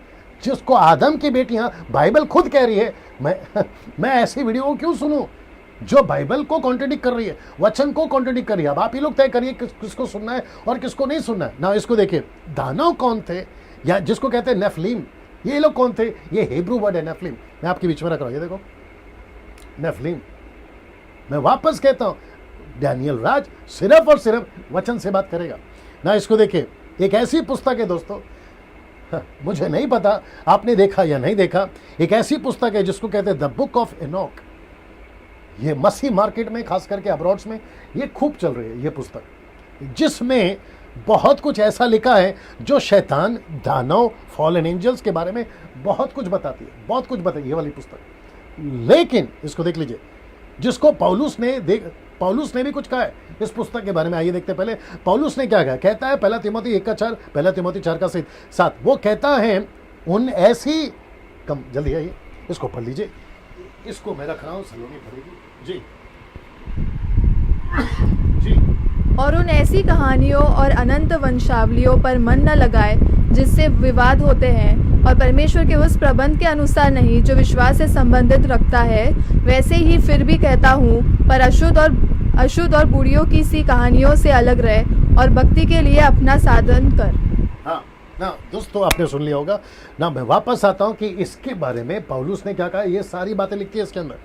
आदम, क्षमा करें, लूसीफर कहाँ से आया, लूसीफर की जियोनोलॉजी, वंशावली, मतलब लूसीफर के बाद में कौन सा लूसीफर, टोटल कितने प्रकार के स्वर्गदूत हैं जो मेन स्वर्गदूत हैं, फिर उनके नाम क्या है, उनका काम क्या है, ये सब पुस्तक में मिलेगा। अब ये पुस्तक कहाँ से आई, ये पुस्तक में मटेरियल कहाँ से आया, डेटा कहाँ से आया, ये सब बहस का विषय है, ये सब प्रश्न चिन्ह है। लेकिन इसी को पौलुस ने कैसे कहा था अपने ज़माने में, क्योंकि इसकी घटना या इसकी चर्चा उस टाइम पे भी चलती थी।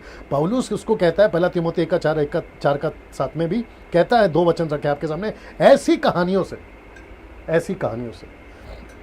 कहानियों से और अनंत वंशावलियों पर मन ना लगा जिनसे विवाद होते हैं, परमेश्वर के उस प्रबंध के अनुसार नहीं है। मतलब परमेश्वर ने जो अपनी बाइबल में डाला ना, ये उसके अनुसार नहीं है, जो विश्वास से संबंध रखते हैं।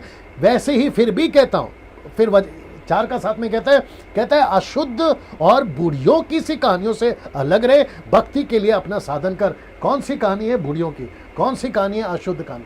हमको ये नहीं चाहिए, हमको ये थ्योरी नहीं चाहिए। अगर इसमें से कोई प्रचार करता है वो अपने तक रखे, वो उनकी जो स्टडी है वो तक रखे, मेरे को उसमें नहीं जाना है। लेकिन डैनियल राज इस पुस्तक से बात नहीं कर रहा है। मैं किससे बात कर रहा हूं? तोरा। ये तोरा क्या है? मूसा की 5 किताबें, उत्पत्ति, निर्गमन, लय व्यवस्था, गिनती व्यवस्था, विवरण। ये वो 5 किताबें हैं जिसमें से मैं आपके बीच में रख रहा हूं, और जिसको हम कहते हैं कि स्क्रिप्चर्स, यानी कि तोरा। हम इसमें से ही सीखेंगे और मैं इसी में से बता रहा हूं। और वापस कहता हूं, आपका ओरिजिनल ट्रांसलेशन जो था, जिसको मैन्युस्क्रिप्ट कहते हैं, वो यहाँ पे नहीं है। हमारे पास में जो है वो ट्रांसलेशन है, जिसको मैं पहले बता चुका हूँ, कॉपीज ऑफ कॉपीज। हमारे पास में जो है ना वो कॉपीज ऑफ कॉपीज है, ठीक है ना। इसको देखिए, उत्पत्ति 6:4 क्या कहता है, ये देखते हैं। उन दिनों में पृथ्वी पर दानव रहते थे। मुझे बताते रहो क्या चल रहा है, ठीक है ना। उन दिनों में पृथ्वी पर दानव रहते थे, और उसके पश्चात, ये देखो ब्रैकेट में मैंने डाला है, मैं आपको बाद में बताऊंगा। उसके पश्चात जब परमेश्वर के पुत्र मनुष्यों के पुत्रियों के पास गए, तब उनके द्वारा जो संतानें उत्पन्न होती थी वो शूरवीर होते थे, और साथ में लिखा है कि वो उनकी कृति प्राचीन काल से प्रचलित है। तो ये दानव कौन है? नेफलीम। ये दानव कौन है? मैं इसके ऊपर आना। यहाँ पे 2 थ्योरी है, मैं रिपीट करता हूँ, यहाँ पे 2 थ्योरी है। आइए देखते हैं पहला कौन सा। कुछ कहते हैं पहले से दानव थे, कुछ कहते हैं संबंध बराबर है, संबंध से दानव हो गए। मतलब स्वर्गदूत जो नीचे गिरे थे, मनुष्य के पुत्रों के साथ में विवाह किया, और उनसे जो बच्चे होते थे वो दानव है। यहाँ पे दोनों भी दिखता है, क्योंकि इस वचन के अनुसार पढ़ने में यही आता है कि पृथ्वी पे दानव रहते थे। पास्ट टेंस वर्ड है, पृथ्वी पे दानव रहते थे। भूतकाल की बातें हो रही है, पृथ्वी पे दानव रहते थे। फिर लिखा है कि जो संबंध करते थे उससे शूरवीर पैदा होते थे। मैं दानव का पूरा आपको बताऊंगा कि दानव का मतलब क्या, मैं आ रहा हूं उसके ऊपर। तो इस वचन के अनुसार यहाँ पर एक हो गया कि कुछ कहते हैं कि पहले से दानव थे, और कुछ कहते हैं कि जो है संबंध से दानव पैदा हो गए। मैं दूसरे के साथ जाऊंगा। कौन सा दूसरा? ये वाला। मुझे इससे कोई परहेज नहीं है, मुझे इससे कोई परहेज नहीं है, क्योंकि वचन में लिखा है, और अगर लिखा है तो दानव होंगे। लेकिन मैं उसके ऊपर अभी नहीं जाना चाहता हूं। मैं जाना चाहता हूं कि ये कहां से आया, ये दानव कहां से आया। अब आप इसको देख लीजिएगा। मैं इसलिए कह रहा हूं कि मैं दूसरे के साथ जाऊंगा, क्योंकि दानव का अर्थ है mighty, strong and huge man. Huge का मतलब है, ऐसा बाइबल में लिखा, लंबे लंबे। वो बहुत चौड़े थे, वो लंबे थे। मैं वो एक एक चीज आपके बीच में रखने जा रहा हूं ना। ऐसा कुछ, ये आपको समझाने के लिए, ऐसा कुछ होते थे ह्यूज। दानव का मतलब है ह्यूज, बहुत स्ट्रांग या बहुत शक्तिशाली। उनकी हाइट बहुत होती थी। मैं एक एक चीज आपके बीच में रखता चला जाऊंगा ना। दानव क्यों, ये जो शब्द है ना, दानव क्यों, इसके पीछे शैतान का क्या मकसद था। अब मेरे मैसेज के डीप में जा रहे हैं दोस्तों। कम से कम 1 घंटा हो गया। और ये बात अलग है कि 1 घंटा कैसा हो गया आपको शायद पता भी नहीं चला होगा, लेकिन जितना हो सकता है मेरे साथ में बने रहे। मैं वापस कहता हूँ ये बहुत डीप है और इसका कनेक्शन फॉलन एंजल से भी है और आपका कनेक्शन दानव से भी है और आज का वर्तमान स्थिति से भी इसका कनेक्शन है। इसलिए बहुत ध्यान से सुनिएगा। दानव क्यों, इसके पीछे शैतान का मकसद क्या था ना, सब कुछ यहां से शुरू हुआ है दोस्तों, सब कुछ यहां से शुरू हुआ है। आप ये चित्र को पहले देख लीजिए अच्छे से जी। ओके, मैं आ जाता हूं यहां पे। एक चित्र में आप देख सकते हैं कि लूसीफर यानी कि शैतान, इब्लीस, उनको फल खिला रहा। ये बीच में जो पट्टा डाला है ये मेरी मजबूरी है डालने की, नहीं तो मैं आपको ऐसे ही दिखा सकता था, लेकिन आपको समझाने के लिए यहां पर देख लीजिएगा। ये बिना कपड़े के, यहां पे ये बिना कपड़े के परमेश्वर ने जैसी उन्होंने गलती करी उनको कपड़ा क्यों दिया मैं वो भी बताऊंगा आपको। लेकिन यहाँ पे जैसे फल खाया परमेश्वर ने कहा कि अब तुम बगीचे में नहीं रह सकते, तो यहाँ से सब कुछ शुरू हुआ। अब आप सोच के देखिए लूसीफर का प्लान क्या था। दानव क्यों, प्रश्न उठाना दानव क्यों, क्योंकि बगीचे के अंदर दानव पैदा नहीं हो सकते। बगीचे के अंदर स्त्री के द्वारा जो बच्चे होंगे यानी कि लड़कियां यानी कि स्त्रियां, उनसे बच्चे, गलत बच्चे पैदा नहीं हो सकते। तो लूसीफर ने कहा कि इनको बगीचे से बाहर निकालना होगा और इनको बाहर निकालने के लिए इनसे ऐसा कुछ करवाना होगा कि जिसके चलते परमेश्वर इनको बाहर निकाले। आइए देखते क्या हुआ था। क्या यह संभव है, जरा ध्यान दीजिएगा, क्या यह संभव है कि परमेश्वर के बनाए हुए शरीर में शैतान घुस सकता है? क्या यह संभव है ना? इसको पढ़ना होगा, जल्दी से आइए। मत्ती की किताब उसका 12 का 43 से 45। जी दोस्तों, the book of Matthew chapter 12 43 to 45। जी, मत्ती की किताब 12 का, इसको जरा सुन लेते हैं जी। अभी यहाँ पे कितने लोग देख रहे हैं जी? जब अशुद्ध आत्मा मनुष्य में से निकल इधर आ जाओ, इसको जी। जब अशुद्ध आत्मा मनुष्य में से निकल जाती है तो सूखी जगहों में विश्राम ढूंढती फिरती है और पाती नहीं। तब कहती है मैं अपने उसी घर में जहाँ से निकली थी लौट जाऊंगी, और लौटकर उसे सूना, जाड़ा बुहारा और सजा सजाया पाती है। तब वह जाकर अपने से और बुरी 7 आत्माओं को अपने साथ ले आती है और वे उसमें पेट कर वहाँ वास करती है, और उस मनुष्य की पिछली दशा पहले से भी बुरी हो जाती है। इस युग के बुरे लोगों की दशा भी ऐसी ही होगी। दोस्तों, आपने इस वचन के अनुसार ये तो समझ लिया होगा ओके, ये आपने समझ लिया होगा। क्या शैतान या दुष्ट आत्माएं, इवन शैतान इब्लिस भी, क्या मनुष्य के शरीर में, परमेश्वर के बनाए हुए शरीर में घुस सकता है? ये कॉन्सेप्ट कैसे फिट बैठता है? लेकिन वचन कहता है कि ऐसा हो रहा है, ऐसा हुआ था, ऐसा हो रहा है और आगे भी होता रहेगा। तो इसका मतलब है कि यहाँ पे जो मैं कॉन्सेप्ट रख रहा हूँ, इसको ध्यान से देखिएगा। मेरी रिक्वेस्ट है, ये वीडियो जब अपलोड होगा फेसबुक पे, यूट्यूब पे, जितना हो सकता है शेयर करिए, क्योंकि मैंने बहुत बारीकी से स्टडी कर कर आपके बीच में रखा है। वापस कहता हूं कि ये जो कॉन्सेप्ट है ना, आपको सारा खेल यहां से शुरू हुआ है साहब। हम उत्पत्ति की किताब को बचपनों से पढ़ते आ रहे, संडे क्लास में पढ़ाते आ रहे, लेकिन इतना डीप, इतना डेप्थ इसके अंदर है, आज आपके बीच में रखने की प्रभु के अनुग्रह से मैं कोशिश करूंगा ना। यहाँ पे गलती हुई और इसके चलते आदम और हवा को बाहर निकाला गया, क्योंकि जो बीज था ना शैतान का, वो बोना था। अब इसको देखिए आप, इस वचन इसलिए मैंने रखा, क्या संभव है कि परमेश्वर के बनाए हुए शरीर, आदम हवा, इंसान, हिंदू, मुस्लिम, सिख, ईसाई, बुद्धिस्ट, पारसी, जैन, कहीं का भी हो, किसी भी युग का हो, उसके शरीर में शैतान घुस सकता है? ये कॉन्सेप्ट कैसे फिट बैठता है? लेकिन लिखा है कि ऐसा हो रहा है, आज भी हो रहा है, तब भी हुआ था। तो इसका मतलब है कि अगर लूसीफर के पास में इतनी ताकत है कि ये स्किन में वो घुसकर पॉजेस करके उस व्यक्ति को काबू में करके, पुरुष हो या स्त्री, बच्चा हो या कोई भी हो, जवान हो, उसको काबू करके शरीर के द्वारा वो जैसा चाहे उसे करवा सकता है, तो आपको अगला स्लाइड देखना पड़ेगा। उत्पत्ति 6 का 4, फिर उत्पत्ति 3 का 5, ये कनेक्शन और ये कनेक्शन क्या देखिए। उत्पत्ति 3 का 5 में क्या लिखा है? वरन परमेश्वर आप जानता है, लूसीफर बात कर रहा है, परमेश्वर आप जानता है कि जिस दिन तुम उसका फल खाओगे, जिस दिन तुम उसका फल खाओगे, जिस दिन तुम उसका फल खाओगे, जरा देखिए क्या बोल रहा है, उस दिन तुम्हारी आंखें खुल जाएंगी, तुम भले बुरे का ज्ञान पाकर परमेश्वर के तुल्य हो जाओगे। यहाँ पे 3 बातें, फिर उसका कनेक्शन 3 का 5, यहाँ 3 बातें, आंखें खुल जाएंगी, दूसरा भले बुरे का ज्ञान तुम पा जाओगे, और फिर तीसरा कहता है, इसलिए मैंने लाल में डाला है, कि तुम परमेश्वर बन जाओगे। परमेश्वर बन जाओगे। ये कैसे संभव है कि तुम परमेश्वर बन जाओगे? और इसका कनेक्शन दानों से है, इसका कनेक्शन जाइंट से है, इसका कनेक्शन फॉलन एंजल से है। ये सारी थियरी आपको समझनी होगी। इसलिए मैंने क्या लिखा है कि सारा खेल यहां से शुरू हुआ है।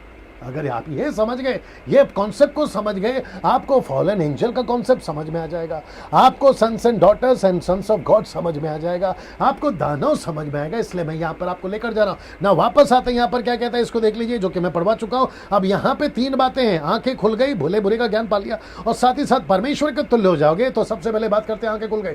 ये आंखें खुलना क्या है? जिसको कहते हैं सेक्स, व्यभिचार को बढ़ावा देना। जैसे ही लूसीफर ने आदम हव्वा को फल खिलाया, खाते ही क्या हुआ? पहला रिएक्शन आइए देखते हैं। उसका पहला रिएक्शन था ये, बड़े ध्यान से सुनिएगा, उसका पहला रिएक्शन था ये। आइए देखते क्या लिखा है। लिखा है, कम फास्ट, लिखा है जी, लिखा है जी, लिखा है जी। तब उन दोनों की आंखें खुल गई और उनको मालूम हुआ कि वे नंगे हैं, सो उन्होंने अंजीर के पत्ते जोड़ जोड़ कर लंगोट बना लिए। ओके ना दोस्तों, एक और शब्द पे ध्यान देना होगा। लिखा है कि तब उन दोनों की आंखें खुल गई। ये शब्द क्यों लिखा? दोनों की आंखें खुल गई। कुछ मैं खैर नाम तो नहीं लेता और ना ही कभी लूंगा, ठीक है ना। परमेश्वर उनको आशीष दे, परमेश्वर उनको संभाले। लेकिन आपको जो गलतियां करी है ना उन्होंने अपने यूट्यूब पे, मैं उसको बता देता हूँ। वो कहते हैं, बड़ा हंसी आती है, साथ ही साथ गुस्सा भी आता है, लेकिन क्या करें, मैं उसके ऊपर वीडियो देखता हूँ, फिर कभी बनाऊंगा। वो कहते हैं कि लूसीफर ने क्षमा करे, लूसीफर ने हव्वा के साथ सेक्स किया और उसके सेक्स के चलते केन पैदा हुआ। Can you believe this? वापस आता हूं। वो कहते हैं कि लूसीफर ने हव्वा से सेक्स किया और उससे जो बच्चा हुआ ना, वो केन की लाइन है, इसलिए कहते हैं कि अनगॉडली लाइन। तो मेरा प्रश्न है, अगर ऐसी बात है तो फल दोनों ने खाया, तो क्या लूसीफर ने आदम से भी सेक्स किया? और अगर उसने उसके साथ भी सेक्स किया है तो फिर उसके बच्चे किधर है? क्या दिमाग लगा रहे हो यार, आप सोच के देखिए। अच्छा, जिनको नहीं पता है ना कि ऐसी वीडियो भी मार्केट में है, अब वो ढूंढने नहीं जाना। बेहतर है जिस गांव को जाना नहीं उसका पता क्यों पूछना, अब मत ढूंढिए उसको। मैंने आपको बता दिया, जिसको पता है, अगर ऐसी कोई टीचिंग दी गई है, वो कहते हैं कि यहाँ पर आदम हव्वा के साथ में सेक्स किया, उसके चलते तो उसका बीज, पहला यूहन्ना की किताब में लिखा है कि कैन उस दुष्ट से हुआ। अब वो कॉन्टेक्स्ट अलग है, उसका बताने का तरीका अलग है। कुछ विचित्र प्राणी लोग हैं अपने ही मसीह समझ में। अब क्या करें, मैं इसके ऊपर स्टिक रहूंगा, मैं उसके ऊपर नहीं जाऊंगा। कहते हैं आंखें खुल गई, तो इसको कहते हैं सेक्स को बढ़ावा देना। अब अदन के बगीचे से कैसे सेक्स को बढ़ावा दिया, फिर अदन के बगीचे से लूत तक में कैसे सेक्स का काम किया, फिर लूत तक और अभी तक, इन सभी को आपके बीच में रखने जा रहा हूं। जरा देख लीजिएगा ना, समझने वाली बात है कि क्यों शरीर को छुपा रहे। ये देख लीजिए, यहां पे शरीर को सबसे पहले किसने छुपाया? शरीर को आदम और हव्वा ने। कौन से पत्ते के साथ में? अंजीर के पत्ते के साथ में। फिर परमेश्वर ने जानवर को मारा और उनका टेम्पररी ब्लड बहा और उनका जो चमड़े का कपड़ा था वो उनको दिया। वहां से शुरू हुआ इंसानों का बदन को छुपाना। इसका मतलब क्या, आप सोच के देखिए। इसलिए मैंने लिखा है कि बदन को छुपाने का मतलब आप समझिए ना, उसको देखिए। दूसरा पत्र 2:14 क्या कहता है? उनकी आंखों में व्यभिचार है। Can you believe this? पतरस बोल रहा है उनकी आंखों में व्यभिचार बसा हुआ है और वो पाप किए बिना रुक नहीं सकते। तो इसका मतलब है कि सबसे पहला गलती लूसीफर ने आदम और हव्वा से और उनकी वंशज से क्या करवा दिया? उनकी आंखें खोल दी व्यभिचार के मामले में, उनकी आंखें खोल दी सेक्स के मामले में, उनकी आंखें खोल दी 2 जेंडर को पहचानने में। एक है मेल जेंडर और दूसरा है फीमेल जेंडर। जब तक आंखें नहीं खुली थी दोनों एक थे। मेरे पास में वक्त की कमी है दोस्तों, मैं इसमें नहीं घुस सकता हूं। अब आप समझ के देखिए मैं कहां तक जा रहा हूं आपको लेकर, आप कनेक्शन देखिए। इसलिए पतरस कहता है कि उनकी आंखों में वे विचार है और वो पाप किए बिना नहीं रह सकते। अब इसको देखो, मत्ती 5:28 में यीशु क्या बोलते हैं? कहते हैं परंतु मैं तुमसे ये कहता हूं कि जो कोई किसी स्त्री पर कुदृष्टि, मतलब उन आंखों से अगर कोई गलत नजर से डालता है, वो व्यभिचार कर चुका। तो ये कहां से हो रहा है? आंखों से। तो लूसीफर ने क्या पहले खोला? आंखें खोल दी। बोला तुमको ये पता चलेगा, तो क्या खिला दिया? फल खिलाकर उनकी आंखें खोल दी। अब इसको देखो, ये मेरा बहुत फेवरेट है, मैं इसके ऊपर कभी वीडियो बनाऊंगा। पहले इसको देख लेते हैं। लिखा है शरीर का दिया आंख है। मतलब शरीर को जो रोशनी देता है वो आंख है। अब इसको देखो, इसलिए यदि तेरी आंख निर्मल है, निर्मल का मतलब है अगर तूने अपनी आंख को गाइड कर लिया, अगर तूने अपनी आंख को बचा लिया गलत चीजों को देखने से, गलत तरीके से देखने से, अगर तूने अपनी आंख को बचा लिया तो तेरा सारा शरीर भी उजियाला रहेगा। लेकिन अगर तेरी आंख बिगड़ गई, परंतु यदि तेरी आंख बुरी हो गई, अब देख जिसको देखो, तो तेरा सारा शरीर भी अंधियारा होगा। अब इसको देखो दूसरा, इस कारण वह उजियाला जो तुझ में है यदि अंधकार हो तो वह अंधकार कैसा बड़ा होगा। अब आप देखिए कनेक्शन क्या है। यीशु ने ऐसा क्यों कहा कि अगर तेरी आंख ठीक नहीं है, और ऊपर से क्या देखा स्वर्गदूतों ने, लिखा है कि देखा कि जो लड़कियां हैं वो सुंदर हैं, लिखा है देखा, मैं आऊंगा उसके ऊपर। फिर कहता है कि दे सॉ, उन्होंने देखा और फिर जिससे जैसा चाहे उससे शादी कर लिया। तो इसका मतलब है कि उनका उजियाला अंधकार में बदल गया, और वो अंधकार कितना बड़ा हो सकता है आप इसकी कल्पना तक नहीं कर सकते। तो साथ ही साथ अभी अगर कोई पास्टर या बिलीवर या कोई सिस्टर ब्रदर या कोई इवेंजलिस्ट, टीवी इवेंजलिस्ट अगर मुझे अभी सुन रहा है, मैं उन सभी को कहना चाहूंगा ये यीशु का स्टेटमेंट है। अगर आप अपनी आंखों से, अपनी आंखों को प्रैक्टिस डालो कि मैं गले के नीचे नहीं देखूंगा। अगर आप लोग समझदार हैं तो आप लोग समझ गए होंगे, आप गले के नीचे किसी स्त्री को नहीं देखोगे। तो मैं उन सभी को कहना चाहता हूं कि सर, अगर आप मिनिस्टर हैं, आप सेविकाई करते हैं, प्रचार करते हैं, आपको समझना होगा कि आपकी आंख अगर ठीक है तो शरीर उजाले में, अगर आंख गड़बड़ है तो आपका पूरा शरीर अंधकार में, और वो कितना बड़ा अंधकार हो सकता है आप इसकी कल्पना तक नहीं कर सकते। क्योंकि उसके चलते यीशु मसीह ने एक जगह पे लिखा है, यदि तेरी आंख तुझे ठोकर खिलाए तो निकाल दे, नहीं तो तेरा पूरा शरीर नरक में जाएगा। मैं इसके ऊपर फिर कभी बात करूंगा। पहला यूहन्ना 2:16, क्योंकि लिखा है, क्योंकि जो कुछ संसार में अर्थात शरीर की अभिलाषा, ये देखो आंखों की अभिलाषा, ये सब कहां से शुरू हुआ? अदन के बगीचे से। और दानव कैसे आए मैं वो भी बताऊंगा। अब बात करते हैं दूसरा, भले बुरे का ज्ञान। तीन चीजें हुई थी, आंखें खुल गई, भले बुरे का ज्ञान, और तीसरा है परमेश्वर को तुल्य बनाऊंगा। मैं कनेक्ट कर रहा हूं, ये कहता है भले बुरे का ज्ञान। आशा करता हूं कि आप लोग समझ रहे। कितने लोग देख रहे हैं अभी? ओके, मेरे साथ में बने रहे और इसको जितना हो सकता है शेयर करते जाए ना। इसको देखिए दोस्तों, कम फास्ट ना, इसको पढ़ लीजिए। पहला तिमोथी 6:20 से 21 में जी। हे तीमुथियुस, इस थाती की रखवाली कर, और जिस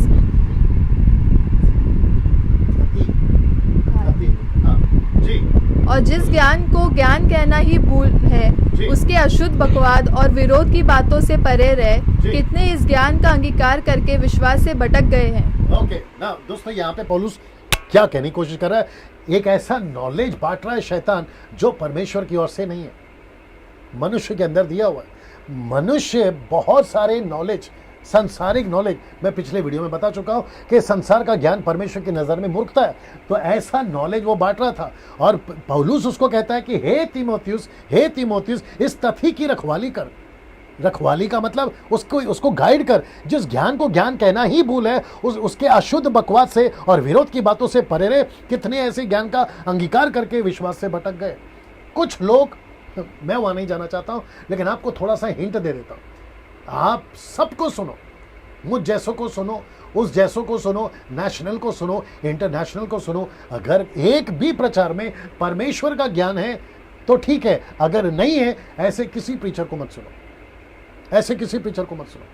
वैसे ही बहुत सारा बेड़ा गर्क हो गया है। ये लोग आते हैं और बेड़ा गर्क करते हैं ना। इसको देखिए, ये रहा तीसरा, परमेश्वर के तुल्य हो जाओ। किसने कहा? लूसीफर ने हव्वा से कहा कि जिस दिन तुम इसका फल खाओगे परमेश्वर के तुल्य हो जाओगे ना। इसको देखिए, परमेश्वर के बाद, बड़े ध्यान से देखना, परमेश्वर के बाद पृथ्वी पर कौन परमेश्वर बना? परमेश्वर के बाद पृथ्वी पर कौन परमेश्वर बना? जानना चाहोगे? और यही प्लान है लूसीफर का। मैं वापस कहता हूं, अभी जो यहां पर आएगा ना, उसका कनेक्शन फॉलन एंजल से है, उसका कनेक्शन दानव से है, और उसका कनेक्शन आज के टॉपिक से है। आपको पता है कौन बना? मैं आपको प्रूव करता हूं, मनुष्य।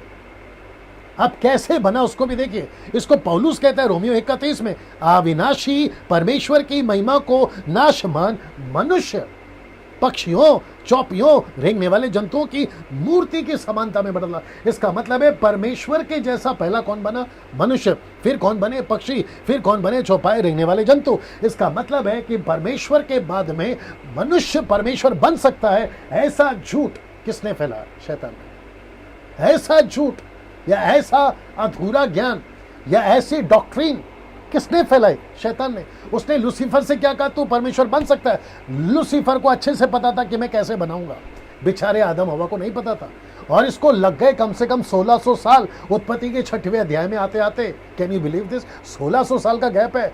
आदम से लेकर उत्पत्ति के 6वें अध्याय में आते आते 1600 साल लग गए। और यहाँ पे परमेश्वर ने, शैतान ने, माफ करिए, शैतान ने कहा कि अब बारी आ गई है कि मैं तुमको बनाऊंगा परमेश्वर। कैसे? दानों को पैदा कराकर। आइए उसको कनेक्ट कर रहा हूं। उत्पत्ति 3:15 लिखा है, बड़े ध्यान से सुनना जी, जल्दी आइए।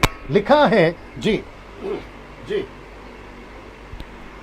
जी, और मैं तेरे और इस स्त्री के बीच में और तेरे वंश और इसके वंश के बीच में, और मैं तेरे और इस स्त्री के बीच में और तेरे वंश और इसके वंश के बीच में। दोस्तों यहाँ पे दो बातें। सबसे पहला है तेरा वंश, तेरे वंश, और लिखा है कि उसके वंश। ये दो वंश क्यों ना? इसको देखिए, लिखा है भैर उत्पन्न करूंगा, वे तेरे सिर को कुचल डालेगा और तू उसकी एड़ी को डसेगा। ये कौन है? तेरे वंश। और ये कौन है? उसके वंश। ये कौन है? तेरे वंश, उसके वंश। इसका मतलब है तेरे वंश। बात किससे हो रही है? बात किससे हो? मैं तेरे और स्त्री के बीच में, शैतान से बात हो रही है। परमेश्वर शैतान यानी सांप को कह रहा है कि मैं तेरे वंश और उसके वंश यानी स्त्री के वंश। बड़े ध्यान से देखना, मेरे साथ बने रहिएगा, बीच में उठकर नहीं जाना, बीच में ये जो प्रोग्राम है इसको छोड़कर नहीं जाना। दोस्तों गजब की चीज आ रही, गजब की चीज आ रही, आपके लाइफ में कभी नहीं सुना होगा, ऐसी चीजें मैं लेकर आ। लिखा है तेरे वंश और उसके वंश के बीच में बैर को उत्पन्न करूंगा। ये तेरे वंश और उसके वंश, सांप से बात हो रही है। आइए उसको देखते हैं। तेरे वंश और उसके वंश के बीच का क्या अर्थ है? यहां दानों की बात हो रही है। मैं रिपीट करता हूं, यहां पे बात किसकी हो रही है? दानों की बात हो रही है। शैतान उसके बीच को बिगाड़ना चाहता था। किसके बीच को? स्त्री के बीच को। स्त्री का बीच कौन है? यीशु। स्त्री का बीच कौन है? यीशु। यीशु मसीह। परमेश्वर ने क्या कहा था कि मैं स्त्री के द्वारा एक बच्चे को पैदा कराऊंगा और वो मानव जाति का उद्धार करता होगा। इसका मतलब है कि लूसीफर को तब से पता था कि एक ऐसा बीज पैदा होगा, एक ऐसा पुत्र पैदा होगा जिसको यीशु, जो जगत का उद्धार करता होगा। इसलिए मूसा के टाइम पे 2-2 साल के बच्चे को मरवा दिया, इसलिए यीशु के टाइम पे 2-2 साल के बच्चे को मरवा दिया। और तब से लेके अब तक भी जो भी परमेश्वर का काम करते हैं, जो भी यीशु की सेविकाएं करते हैं, उन सभी के बीच को लूसीफर मारना चाहता है। इसके ऊपर फिर कभी बात करेंगे। अभी इसको देखिए। इसलिए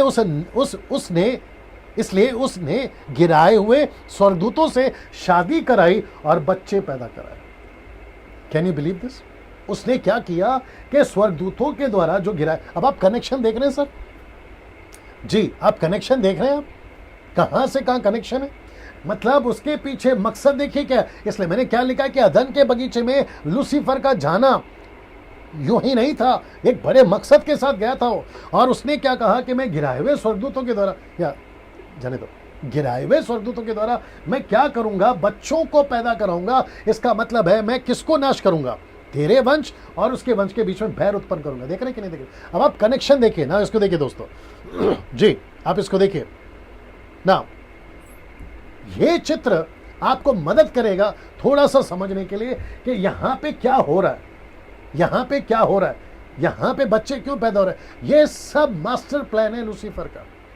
इसलिए पौलुस कहता है कि हम शैतान के युक्तियों से अनजान नहीं है ना। इसको देखिए, तो शैतान ने क्या वादा किया था, दूसरे शब्दों में ब्रैकेट में डाला झूठ। तो लूसीफर ने क्या झूठ बोला था या क्या वादा किया था? तुम परमेश्वर बन जाओगे, ये उसने बोला था। किसको बोला था? हव्वा को और आदम को बोला था। और वो कहता है कि मैं बना कर रहूंगा। कैसे बनाऊंगा? देखो, उत्पत्ति 6:4 के अनुसार उसने बना। क्या लिखा जरा देखिएगा। उन दिनों में पृथ्वी पर दानव रहते थे, उन दिनों में पृथ्वी पर दानव रहते थे। उसके पश्चात जब परमेश्वर के पुत्र मनुष्य के पुत्र के पास आए, परमेश्वर के पुत्र मतलब फॉर्नल एंजल्स नीचे गिराए हुए, मनुष्य की पुत्री मतलब केन नहीं, आदम की संतान नीचे गिराए, तब उनके द्वारा जो संतान उत्पन्न हुए, यानी कि दानव, जाइंट, स्ट्रॉन्ग जो पैदा हुए, वे पुत्र, शब्द को ध्यान दीजिए, लिखा है वे पुत्र शूरवीर होते थे। साथ ही साथ में लिखा कि जिनकी कृति प्राचीन काल से प्रचलित है, प्राचीन काल से प्रचलित है, जिसको एनोक की पुस्तक में लिखा गया, जिसको पौलुस कहता है। कथा कहानियों पे हमें नहीं जाना, लेकिन हम इसके साथ में स्टिक रहेंगे। लिखता है कि वे बच्चे जो पैदा होते थे वो शूरवीर होते थे, जिनकी कृति प्राचीन काल से। ये कैसे हो गया ना? इसको देखिए, ये चित्र देख लीजिए। अब इसको देखिए, अब इसको देखिए, ये ऐसे पैदा होते थे, अब आप पूछोगे डैनियल भाई ये सब कहाँ लिखा है, get ready with the scriptures. अब आप पूछोगे डैनियल भाई ये सब कहाँ लिखा है, मैं आपके बीच में आ रहा हूँ। जिसको लूसीफर ने डमी गॉड्स बनाया, मैं वापस कहता हूँ क्या बनाया, ये देखिए, ये देखिए, जिसको कहते हैं डमी गॉड्स, ये मैंने जानबूझ के लिखा है डमी गॉड्स, मतलब परमेश्वर के जैसा परमेश्वर व्यवस्था विवरण उसका 32वां अध्याय वचन 15 में लिखा है कि तुमने अभी अभी आए हुए ईश्वर, व्यवस्था विवरण 32 अध्याय वचन 15, व्यवस्था विवरण 32 अध्याय वचन 15। जी अभी यहां पे कितने लोग देख रहे हैं? 1100 जी जी मेरे साथ में बने रहे।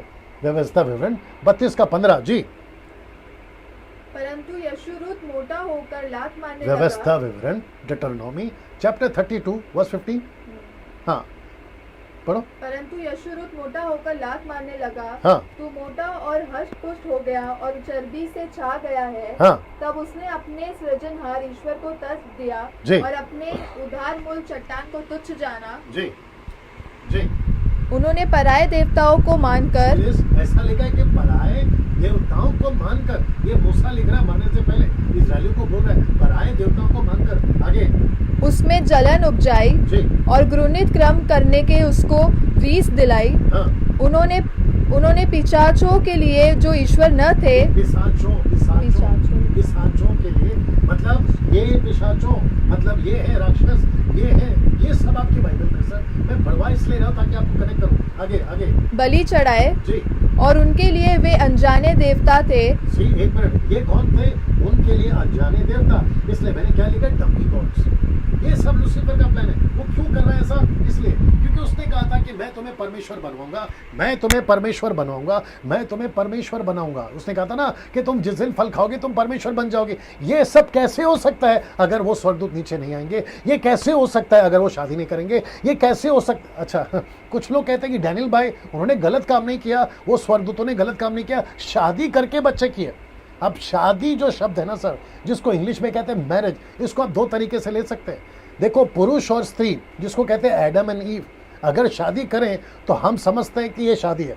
अगर एडम एंड स्टीव शादी करें तो, मैं वापस कहता, आपने नहीं सुना, एक होता है एडम एंड ईव, शादी करे तो समझ में आता है, लेकिन अगर एडम एंड स्टीव शादी करे तो ये नहीं समझ में आता ना। अगर गे शादी करे, लेस्बियन शादी करे, तो वो शादी को शादी बोलेंगे आप, वो भी तो गलत है ना। तो शादी शब्द को उठाकर अगर आप कहोगे शादी किया है, मतलब कि शादी गलत, सही होता है? गलत है ना ये तरीके से। मैं वापस कहता हूं, अगर एडम एंड ईव शादी करते तो वो शादी सही है, लेकिन अगर एडम एंड स्टीव शादी करते तो वो गलत है। अगर आप समझ गए होंगे तो यहां पे वो परमेश्वर बनाना चाह रहा था। अब आइए इसको देखिए, ये सारा चित्र अगर आपने देख लिया, जिसको कहते हैं डमी गॉड्स, ये प्लान था उसका। क्या दानव का जिक्र बाइबल में है? आइए, क्या दानव का जिक्र बाइबल में है? जवाब है यस ना। इसको पढ़ते जाइए, पहले इसको देख लीजिएगा। क्या आपको 12 जासूस याद है? जो गिनती की किताब उसका 13 का यहीं पर है, यहीं पर जरा देख लेंगे। गिनती की किताब उसका 13 में उन सब की रिपोर्ट क्या थी, आइए देखते हैं। गिनती की किताब 13 का 28 पढ़िए जी।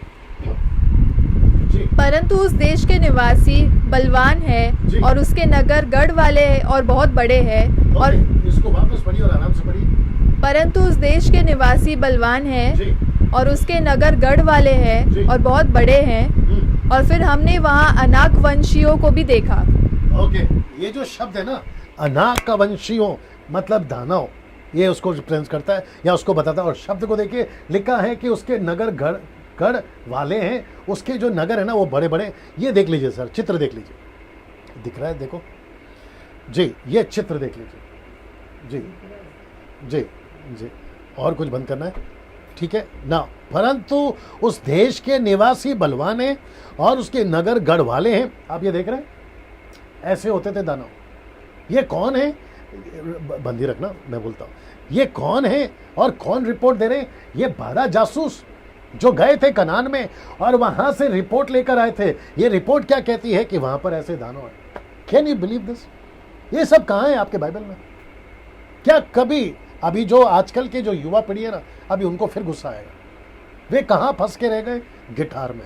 वो कहाँ फंस के रह गए? कीबोर्ड में। वो कहाँ फंस के रह गए? ऑक्टोपैड में। वो कहाँ फंस के रह गए? गॉस्पेल सिंगर बनने में। वो कहाँ फंस के रह गए? इंटरनेशनल ट्रिप मारने में, पैसा कमाने में। बट अगर ये सारी स्टडी आप नहीं करोगे, वचन नहीं सिखाओगे अगली पीढ़ी को, अगर आप मजबूत नहीं होंगे, क्योंकि आपका मकसद ही प्रभु में आना है, दूसरों को तैयार करना, making disciples, teaching what Jesus is commanded, ये सारी चीजें नहीं सिखाओगे तो फिर ये सारी चीजें उनको पता कैसे चलेगी? फिर यही तो फायदा उठाते ना ओनली जीसस वाले, माता यरूशलेम वाले, जवा विटनेस वाले, और वो दूसरा एक नया ग्रुप निकला, सर्वशक्तिमान परमेश्वर यानी कि सच्ची कलीसिया बिजली चमकती है दूसरे कोने में जाती है, एक नया ग्रुप निकला, और न जाने आजकल और कितने, और साथ ही साथ में इल्यूमिनेटीज यानी कि सैटेनिक चर्च वो तक निकले, तो वो सब फंसा देंगे ना सर।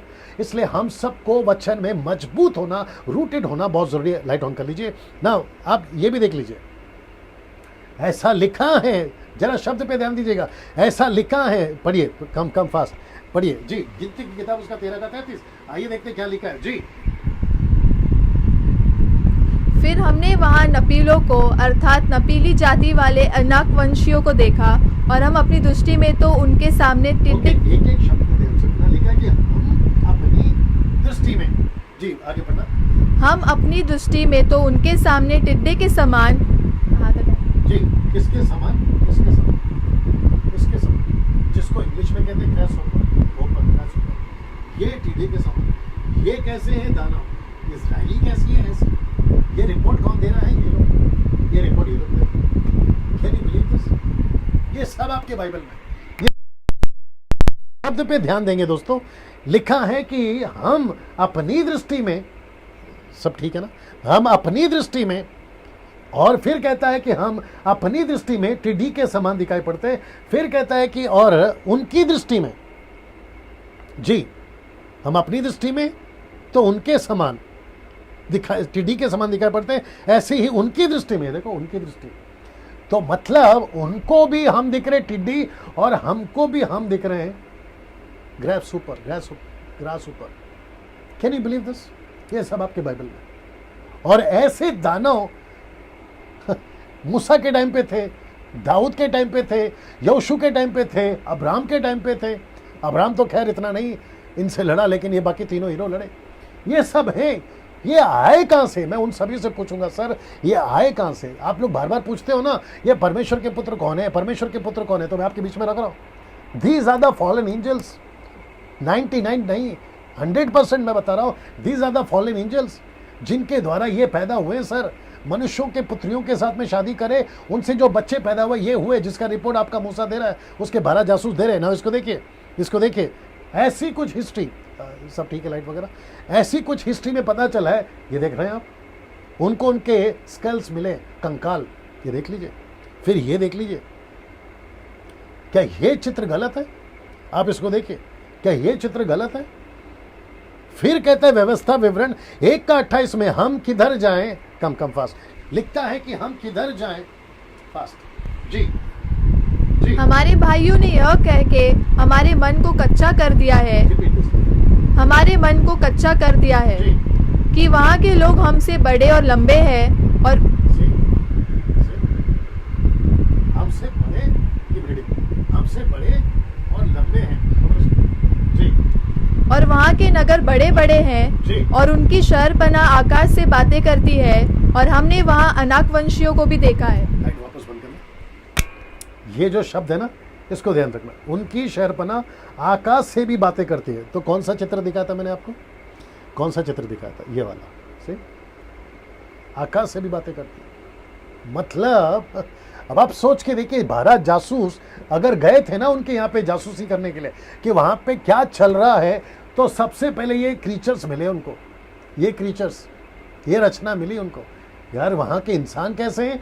फिर साथ ही साथ में अभी भी वो वेबसाइट का नाम मुझे याद नहीं आ रहा, जब मैं स्टडी कर रहा था ना तो मुझे वो वेबसाइट मिला जहां पे अभी भी ये पत्थर मौजूद है, अभी भी वर्तमान में अभी भी, और उनके पत्थर इतने बड़े बड़े हैं, उनके घर इतने बड़े बड़े, हालांकि उनका पूरा है ना बिगड़ गया है, लेकिन लिखा है। ये देखिए शब्द पे वापस आई, लाइट लगा लो, वापस आई, कहाँ गया जी। वहां के नगर बड़े बड़े हैं, उनकी शहरपना आकाश से बातें करती हैं। कैन यू बिलीव दिस ना? इसको देखिए, व्यवस्था विवरण 2 का 20 क्या लिखता है? वह देश में भी रपाइयों का गिना जाता था, क्योंकि अगले दिनों में रपाई, जिन्हें अमोनी जमजुमी, ये देखिए जमजुमी या जुमीटाइस भी कहते हैं, इंग्लिश वर्ड है ये, वे वहां रहते थे, जैमजुमाइट्स। ये भी वहां पर है। अब आप सोच के देखिए, ये सारे बाइबल के अंदर आपके अंदर पाए जाते हैं ना। इसको देखिए, व्यवस्था विवरण उसका 2:21 लिखा है कि वे भी अनाकियों के समान, शब्द को ध्यान दीजिए, लिखा है कि बलवान हैं, लंबे लंबे हैं और गिनती में बहुत है। इनकी जो तादाद है ना वो गिनती में बहुत है, परंतु यहोवा ने उनको अमानियों के सामने से नाश कर डाला। उन्होंने उनको उस देश में से निकाल दिया। उनके स्थान पर आप ना रहे, नहीं लगा, उनके स्थान पर आप रहने लगे। इसका मतलब है वो बलवान हैं, लंबे हैं और गिनती में बहुत हैं। वापस आता हूं, वे लंबे हैं, बलवान हैं और गिनती में बहुत हैं। सीधे अब आप सोच के देखिए, ये सब आपके बाइबल में है। आप कुछ प्रचारक अब वापस कहोगे कि मैं एलिगेशन लगा रहा हूँ, जजमेंटल हो गया हूँ, दोष लगा रहा हूँ। दोष नहीं लगा रहा हूँ, जजमेंटल नहीं हो रहा हूँ, लेकिन आपको सिर्फ खबरदार कर रहा हूँ। आजकल क्या चल रहा है, चमत्कार कैसे होगा, तेल पानी का, रुमाल का, नमक का, साबुन का, घड़ी का, ब्रेसलेट का, न जाने क्या क्या, ये सारी चीज़ें आप अपने कलीसिया को सिखाओ, आप अपने चर्चेस को सिखाओ, पास्टरों, लीडरों या इवेंजलिस्टों या बाइबल टीचरों, ये सब सिखाइए। ये सब आपके बाइबल के अंदर हैं, इनकी चर्चा करिए ताकि वो मजबूत हो जाए और समझ सके कि शैतान की चाल क्या क्या है ना। इसको देखिए दोस्तों, लिखा है व्यवस्था विवरण 3:11। कम फास्ट, आपको खड़े रहना यहीं पर, आपको पढ़ते जाना। जी जी जी। जो रपाई रह गए थे उनमें से केवल बाशन का राजा ओग रह गया था। जी। उसकी चारपाई जो लोहे की है वह तो अमोनियों के रब्बा नगर में पड़ी है। जी। साधारण पुरुष के हाथ के हिसाब से उसकी लंबाई 9 हाथ की और चौड़ाई 4 हाथ की है। ओके, इसकी वहीं पे खड़े रहो। इसका मतलब है कि इसकी जो हाइट है ना इस आदमी की, ये सोता किसमें था, लोहे की चारपाई। और इसकी लोहे की चारपाई लिखने वाला कहता है हमारे नगर में है। तो इसकी जो फुट या उसकी जो कद है, अगर मैं काउंट करूं तो मुझे लगता है कि कम से कम 13 से 14 फीट का आदमी है। 13 से 14 फीट का आदमी, 13 से 14 फीट का आदमी। आप अंदाजा लगा सकते हैं क्या क्या चल रहा था उन दिनों में ना। इसको देखिए दोस्तों, आपको ये कहानी याद है दाऊद की? ये कहानी तो आपको याद, कितने लोग देख रहे हैं? ओके ना, ये कहानी आपको याद होगी। दाऊद ने 5 पत्थर क्यों उठाए थे?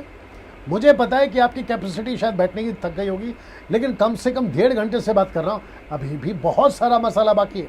और मैं समझता हूँ अद्भुत चीज़ें आपने अभी तक सीखी होगी। दाऊद ने 5 पत्थर ही क्यों उठाए? पहली बार मेरे हिसाब से मैं आपके बीच में रखने जा रहा हूँ, मेरे 26 साल के मिनिस्ट्री में, आपका मुझे नहीं पता, दाऊद ने 5 पत्थर ही क्यों उठाए थे नाले से? क्योंकि दाऊद को पता था कि गोलियत के टोटल 5 भाई है। इसको पकड़ के, किसको पकड़ के? इसको पकड़ के, गोलियत को पकड़ के। आइए बताता हूं कैसे। दूसरा शमूएल 21 का 20 जी। दूसरा शमूएल 21 का 20 जी। फिर गत में भी युद्ध हुआ और वहाँ एक बड़ी डील का रपाई वंशी पुरुष था जिसके एक हाथ पाँव में 6 उंगली अर्थात गिनती में 24 उंगलियां थी। आगे जी। यही 4 गत में उस लिखा, क्या लिखा है? यही 4। तो वो रहा गोलियत जी, वो रहा गोलियत और ये रहे उस। वापस कहता हूं कि 5 पत्थर ही क्यों उठाया? अभी तक हम लॉजिक लगाते थे 5 फोल्ड मिनिस्ट्री, 5 फोल्ड मिनिस्ट्री, मुझे कोई दिक्कत नहीं, आप लॉजिक लगाओ। लेकिन वहां के लोगों को पता था कि दाऊद ने 5 पत्थर क्यों उठाया, क्योंकि उनको पता था कि इसके 5 भाई हैं, टोटल 5 भाई हैं। ये रहा 4 और वो रहा गोलियत। इनको सबको मारा है दाऊद के जनों ने। देखो, दाऊद के जनों ने उसको मारा ना। दूसरा शमूएल उसका 21 का 16 जी। तब यश जी, जो रपाई के वंश का था और उसके भाले का फल तोल में 300 शेकिल, एक मिनट, कितना लिखा है? 300 शेकल यानी कि 300 किलो। आगे पीतल का था। हाँ। और वह नई तलवार बांधे हुए था। हाँ। उसने दाऊद को मारने को ठाना। तो इसका मतलब है कि इसकी तलवार कितनी किलो की, आप देख लीजिए। ये ऐसे कैसे हो सकता है? ये इतने हाइट के थे। इसलिए ये सब मैं क्यों बता रहा हूं, ताकि आपको समझ में आए कि ऐसे क्रीचर्स थे आपके बाइबल के जमाने में। मैं वो बता रहा हूं। और ये आए कहां से? दानव। ये आए कहां से? अभी कुछ लोग कहते हैं कि ये जो है ना, ये सेत के बच्चे थे। कौन? जो परमेश्वर के पुत्र हैं वो सेत के बच्चे। तो सेत के बच्चे ऐसे बच्चे पैदा होंगे? आप सोच के देखिए क्या लॉजिक लगा रहे हो। सेत ऐसे बच्चों को पैदा करेगा?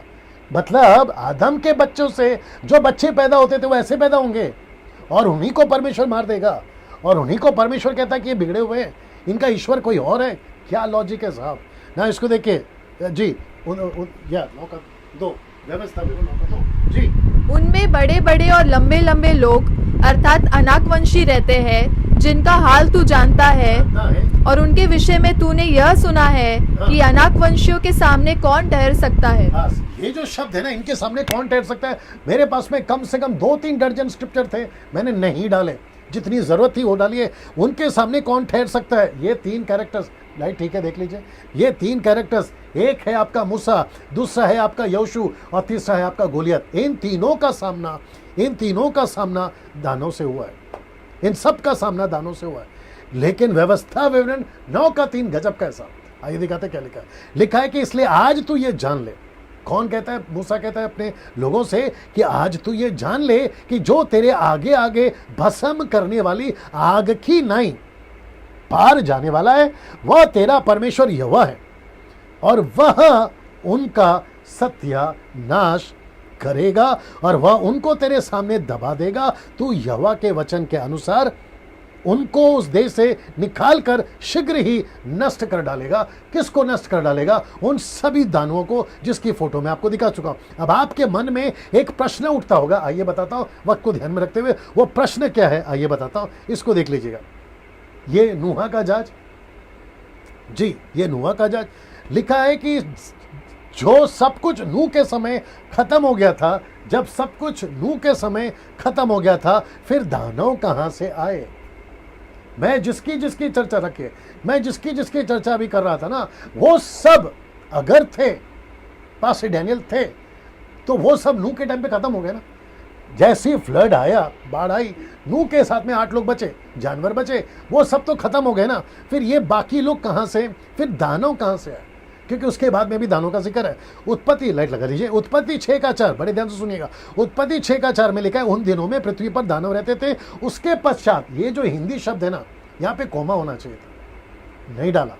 मैं आपको बताता हूँ इंग्लिश में क्या लिखा है। और लिखा है कि जब परमेश्वर के पुत्र मनुष्य के पुत्र के पास गए, तब उनके द्वारा जो संतानें उत्पन्न हुई वो शूरवीर होते थे, जिनकी कीर्ति प्राचीन काल से प्रचलित है। अब इसको देख लीजिएगा।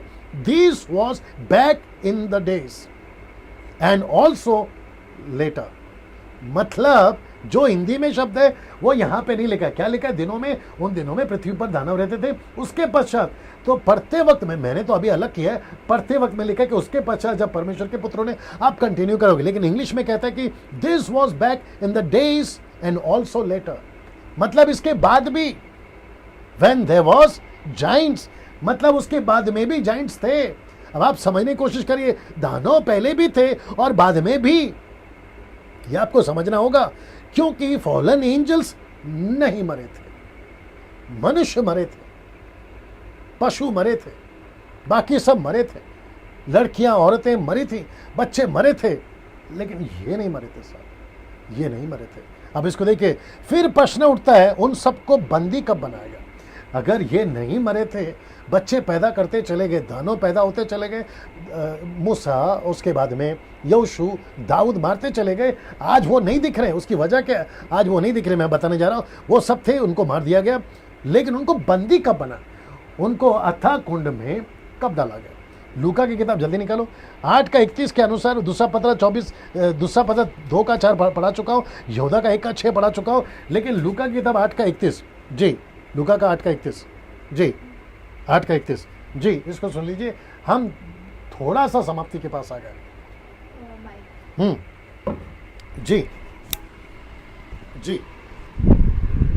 उन्होंने उससे विनती की कि हमें अथाह गड्ढे में जाने की आज्ञा न दे। वहाँ पे गड्ढे लिखा है, ओके, लिखा है कि अथाह कुंड में जाने की आज्ञा न दे। ये कौन है पता है? वो जो 6000 दुष्टात्माएं थे ना, जिसके अंदर था, वो कहते हैं, दुष्टात्मा कहती है, यीशु जी हमको अथाह कुंड में जाने की आज्ञा मत दे। तो इन 3 वचन के अनुसार फॉलन एंजल्स जो लूसीफर के साथ में गिरे थे, उनको ऐसी सजा दी गई है। वो इसलिए दी गई है कि वापस दानव पैदा ना हो, ये वजह है। और इसी वजह से दोस्तों, बड़े ध्यान से सुनना, हिंदू, मुस्लिम, सिख, क्रिश्चियन, आप जो भी है, बड़े ध्यान से सुनना, यही वजह है कि आज हमारे पृथ्वी पे दानव नहीं है। अगर परमेश्वर ने उनको बंदी नहीं बनाया होता, इनको बंदी नहीं बनाया होता, तो आज पृथ्वी पे दानव होते, उन तरह की तरह। अब आप समझिए ना, प्रश्न उठता है इनको बंदी कब बना। तो कुछ ऐसे पीरियड हैं बाइबल के अंदर। सबसे पहला डार्क पीरियड ऑफ 400 ईयर्स, दूसरा है गैप ऑफ 400 ईयर्स, तीसरा है 400 ईयर्स ऑफ साइलेंस टाइम, जो भी बोलना चाहे, फिर है चौथा 1,46,000 नाइट्स।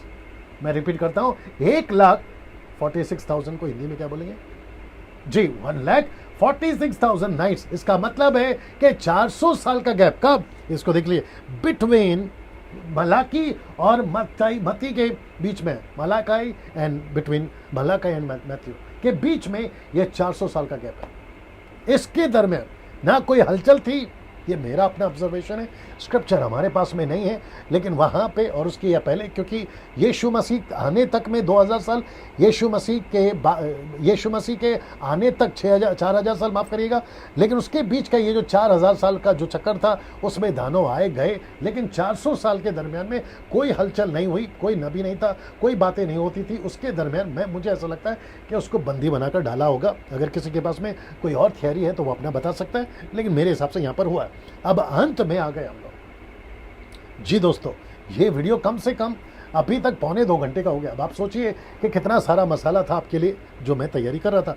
अब अंत में क्या यीशु ने इन सब की चर्चा की है, इन सब बातों की चर्चा की है?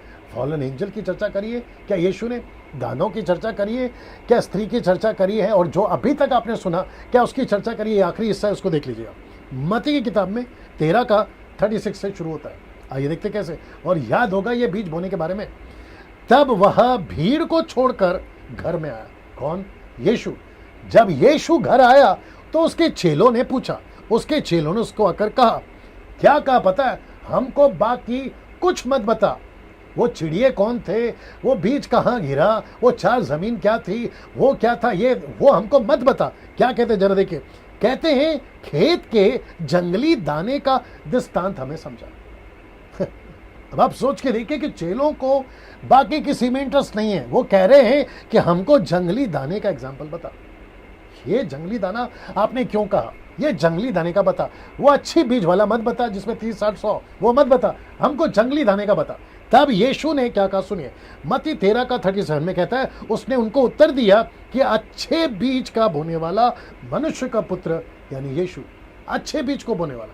तो अच्छे बीज कौन है? उत्पत्ति का किताब 3 का 5 याद आ गया होगा, जहां परमेश्वर ने कहा था कि तेरे बीज, स्त्री के बीच में से एक बीज को पैदा करूंगा, यानी कि यीशु मसीह। तो अच्छा बीज यीशु है।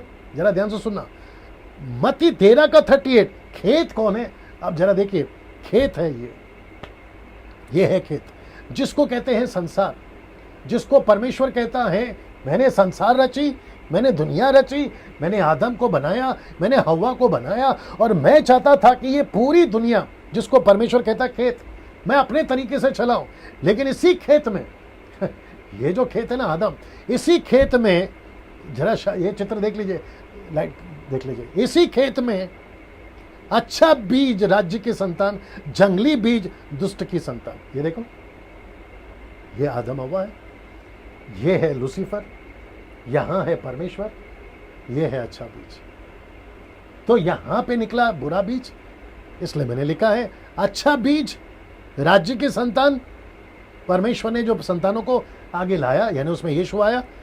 जंगली बीज दुष्ट की संतान। दुष्ट की संतान कौन है? अभी बता रहा था ना, दानव। अब आप कनेक्शन देखिए।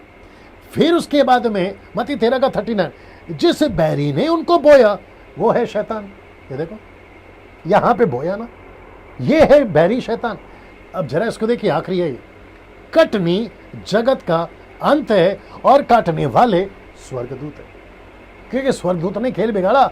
परमेश्वर कहता है कि मैं इन्हीं के द्वारा तुमको नाश करूंगा, या उनको या अंत करवा दूंगा।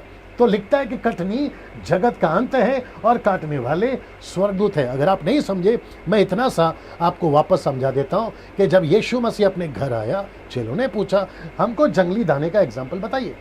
जंगली दाने का एग्जाम्पल यीशु ने शुरू किया। उसने क्या कहा? अच्छे बीज का बोने वाला यीशु मसीह, यानी बीज यीशु है। फिर कहता है कि खेत, ये है संसार, आदम। फिर कहता है कि यहाँ पे 2 बीज हैं, एक है शैतान का बीज दानव और एक है परमेश्वर का बीज। मैंने मरियम का फोटो इसलिए डाला क्योंकि मेरे पास में गूगल में दूसरा कोई फोटो नहीं मिला, ये समझाने के लिए, क्योंकि यहाँ पे ये स्त्री है, मैं मरियम नहीं बोल रहा हूँ, ये स्त्री है। इससे जो बीज होगा, इससे जो बीज होगा, इसने अपना काम किया और ये अभी भी कर रहा है ये अभी भी कर रहा है। फर्क इतना है कि इसके बीज दानों की तरह नहीं दिखते आज, लेकिन दानों की तरह शक्तिशाली, माइटी, ह्यूज अभी भी काम कर रहे हैं। इसलिए यीशु ने कहा कि तुम सावधान रहो, इसके बीज अभी भी काम कर रहे हैं। पास्टर्स, इसको प्रचार करिए प्लीज, बाइबल टीचर्स, इसको प्रचार करिए। और जितने विश्वासी हैं, सर जरा तेल पानी से बाहर निकलो, चमत्कार और वीज़ा से बाहर निकलो, और अपने पीठ दर्द और सर दर्द से जरा बाहर निकलो और इन सारी चीज़ों को समझो, क्योंकि आपको 22वीं पीढ़ी को प्रभु के राज्य तक पहुंचाना है, प्रभु के राज्य में उनको लाना है 22वीं पीढ़ी को। अगर यीशु के आगमन में देरी होती, मसीह मंथन वाले आप सभी को हम क्यों जोड़ रहे हैं समझिए आप।